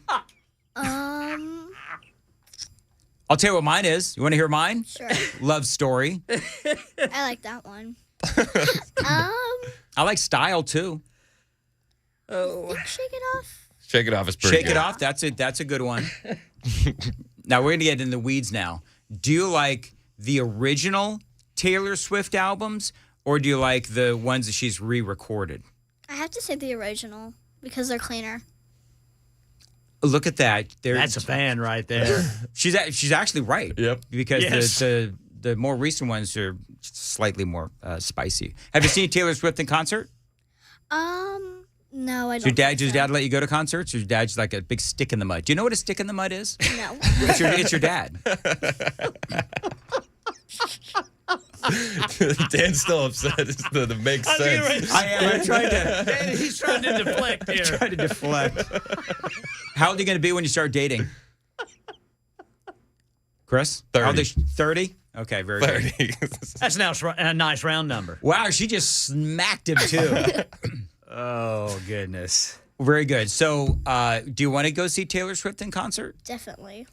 So Chris can take take Kennedy to go see Tay Tay? Yeah, well, I feel like I have to take out a loan. Yeah. Listen, you have a choice, Kennedy. You can either see Taylor Swift or go to college, but you can't do both. I would choose Taylor Swift myself. Yeah, Taylor Swift. There you go. That's probably a good choice, especially nowadays. Either that or Chris needs a raise, which, the way things are going, Chris, I'm totally kidding. Anyway, so. Fingers crossed. What do you want for, Taylor, what do you want for Christmas? I want a suitcase.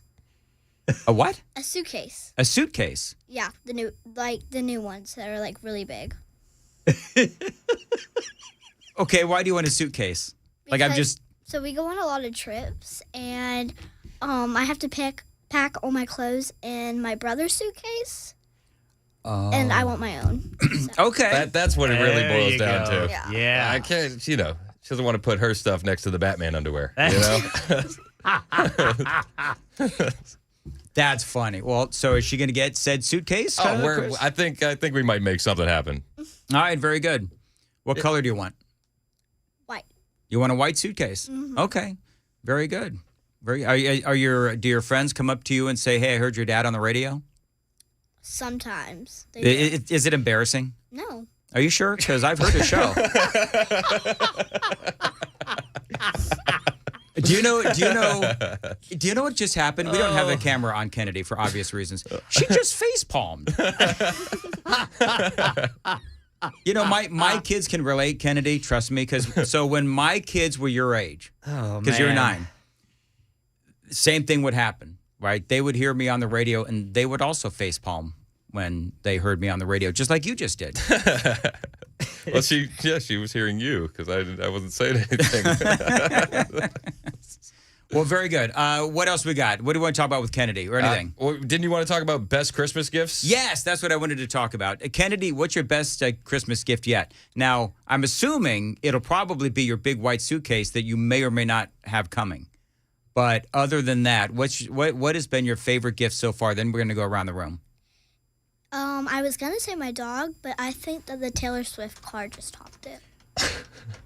Wow. Okay. Yes. I hope Awesome. You know what? Can I just say that Charlie's going to be insufferable after this? The ops manager. I mean, he really is. People on the super text line are asking us to put "makes sense" on a hotkey from Kennedy. Hey, the great thing though, Kennedy, is that you have gotten something from this company that none of us have gotten, a Christmas bonus. So anyway. All right, so she said the dog or the Taylor Swift Christmas card. Yes. So, Ken, what was your best favorite all-time Christmas gift? My all-time favorite Christmas gift was an electric football game, but my second favorite was a Guns of Navarone play set. It's a big mountain that you put army soldiers on, and it was a great gift. Okay. However, I used my toy King Kong and toy Godzilla to climb it and fight each other. Ken had Rightfully an interesting so. childhood, I think. All right, very quickly, Mason. It's a creative childhood. Yeah, absolutely. Mason, you. What's been your favorite? Earlier we talked about it. I'm a big Star Wars fan, and I got a lightsaber growing up. Me and my brothers, we would play with them in the front yard with my dad, just running around, and I still have it to this day. All the lights are going out, but it was pretty cool. I think probably second best is probably my dog that I had for 15 years. Okay. Great dog, and he passed away last year, unfortunately, but he was a good one. You going to replace him? I don't know yet. In the house that I'm in currently, not big enough for it, for Okay. a dog, but I definitely want another dog for sure. Mine, we're talking about an amazing gift that Amy got for me, and I think I can do it now without tearing up like I did in the 535. That was embarrassing. Amy got me this incredible gift. It's an ornament, and it's a picture of me and my mom at my wedding. And so it's a great, it is so touching. It is an incredible gift. I'm going to post it after we get off the air here. One of my other favorite gifts, though, a transistor radio. That's awesome. I think it was my mom and dad gave it to me back when they were married. And that set me on this course, lifelong course of a love of radio and really brought me to where I am today. So I think, between the ornament that Amy just got me, the transistor radio, some of the other things that I've mentioned on the air before, I won't bore people with the story again. But I've had some really cool gifts, and Christmas gifts, Kennedy, can really set you on a course for the rest of your life. Says the guy who clearly is overthinking Christmas gifts. I think that's what she's thinking. All right, Chris, your best ever. You know what Kennedy just did? That was just like my own kids. Like her eyes she's known me like 5 minutes, and her eyes are already starting glazing over at whatever Dad says. Moving right along. All right, Chris, what's your... Well, Kennedy was due on Christmas Day. Kennedy has been my ultimate favorite Christmas gift. She was born 2 days after Christmas, so I got it late, but it was well worth it. 27th. Yeah, You're born on the 27th. Okay, I was born on the 26th. Really? Yeah, so we're like Christmas... Well, Ken Weaver was born on what day, Ken? January 2nd. You don't count. So Kennedy, you and I, we were born so close together. We're like Christmas birthday buddies is what we are. I think she is so unimpressed with me. It is just like, it is just like my own kids. It's just like, all right, whatever, man. All right, go ahead, Chris. Aside from Kennedy being clearly your favorite gift. As a kid, I got a big trick bicycle. I got a Hoffman bike. Oh, with the I front forgot pegs, about that. Yes. front pegs, back pegs. Yep. Yeah, dude. Never did learn how to do any tricks, but it was pretty sweet. Having that hope to learn how to do tricks. Oh man, I forgot about that. Christmas shopping all done, Chris? I have to check with Virginia. Okay. You let your wife do all the Christmas shopping, do you? She has been a rock star with Christmas shopping. Because as you know, I've been all over the place these past couple weeks. So yes, Virginia. I mean, when I was in Phoenix, she's holding it down with 4 kids and just doing all the shopping, doing everything. She's awesome. Go Mom. Go Mom. Yeah, there you go. Go Mom. There you go. Team Mom. Yes. All right, very good. Kennedy, do you want to give any shout outs to your brothers or sisters? Your siblings? You don't have to if you don't want to. There you go. Okay. You can say their names. That's fine. Merry Christmas, Brooks Bishop, Millie Jane, and Mom. All right, very good. And Kennedy, Merry Christmas to you. Thank you. Your dad has to work on Christmas Day. Totally kidding. Totally kidding. Wait, does that mean I get to go home early or? No, you have to work with her. I'm just kidding. All right, Mason, thank you for showing up today. Very much appreciated. I'm trying. Chris, what is coming up in the news after 9? Well, we are going to talk about the biggest news stories from the year. I have gone month by month and scoured the internet and my memory to try and find all of the biggest news stories from the year. I think I got them all. Plus, It's an agenda-free Friday, so anything you guys want to talk about, the biggest stories of the year, you are welcome to call and chime in. And we're going to do underrated Christmas movies. Underrated Christmas movies. Yes. Oh, that's brilliant. So, like, just a spoiler alert: The Ref. Have you ever heard of The Ref?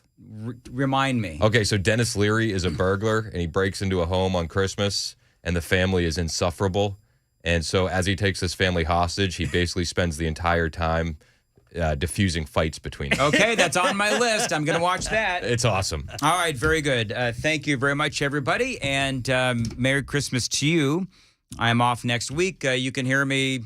I've got a show in Dallas on WBAP this afternoon, 2 to 5, or you can hear me on Red Eye Radio. That is going to be on the 28th, which is Wednesday. That morning on Red Eye Radio. Right now, 8:53. Chris Hand is up next. Dan Matt is here.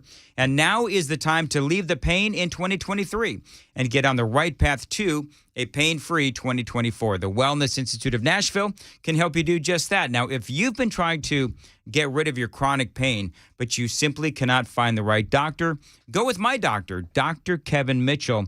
He and his team can read your MRI and figure out what's wrong and then put you on a path to better health, even when other facilities simply can't. So call him, 615-246-5009, 615-246-5009. Tell him Dan Mandis told you to reach out. That phone number one more time, 615-246-5009, painisbad.com. If you have a 401k at work, chances are you've seen something called a target date fund. Now, the idea behind a target date fund is if you're going to retire in a specific year, let's say 2030, all you do is put all your money in that fund. You don't even have to think about it. Set it and forget it is the idea. Now, one of the things that I warn people about regarding these types of funds is many times they're not nearly as diversified as you think. When we look at investing, when we look at diversification, we want to own really small companies, really large companies, really growth-oriented, really value-oriented companies, and diversify between these different market areas. Target date funds tend to focus more attention down here for a really basic reason. It sells better. Because you're investing in very big, well-known U.S. companies, what happens is investors tend to like to look like the market, as we say. And the problem, though, is when we do that, is we can go very long periods of time. 1966 through 1982 is one example. More recently, 2000 through 2012, where large U.S. stocks had no return, where other market segments actually did quite well. So one of the things that happens is when we invest in a target date fund, we may be overly concentrated and have more risk than we really realize.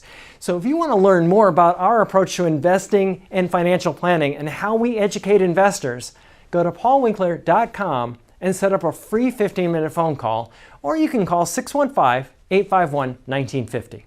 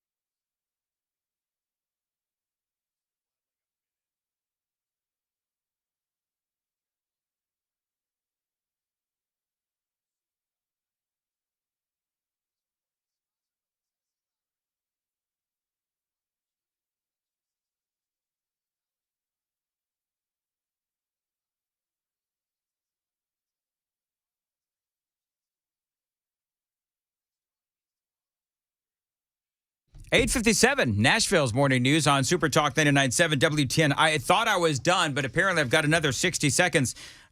Chris, apparently the super texters just absolutely loved that I was owned by your daughter. Dunked on. Dunked on. Yeah, they want us to immortalize the long pause makes sense. It's like I have weird, Kennedy has makes sense. That was awesome. I got to tell you, that was the most fun I had all day. All right, very good. Well, have a great show. And Chris, Ken, Mason, Johnny B, if you're listening, and all you folks listening out there, have a great Christmas. Merry Christmas. And I will see you after the first of the year on Super Talk 99.7 WTN.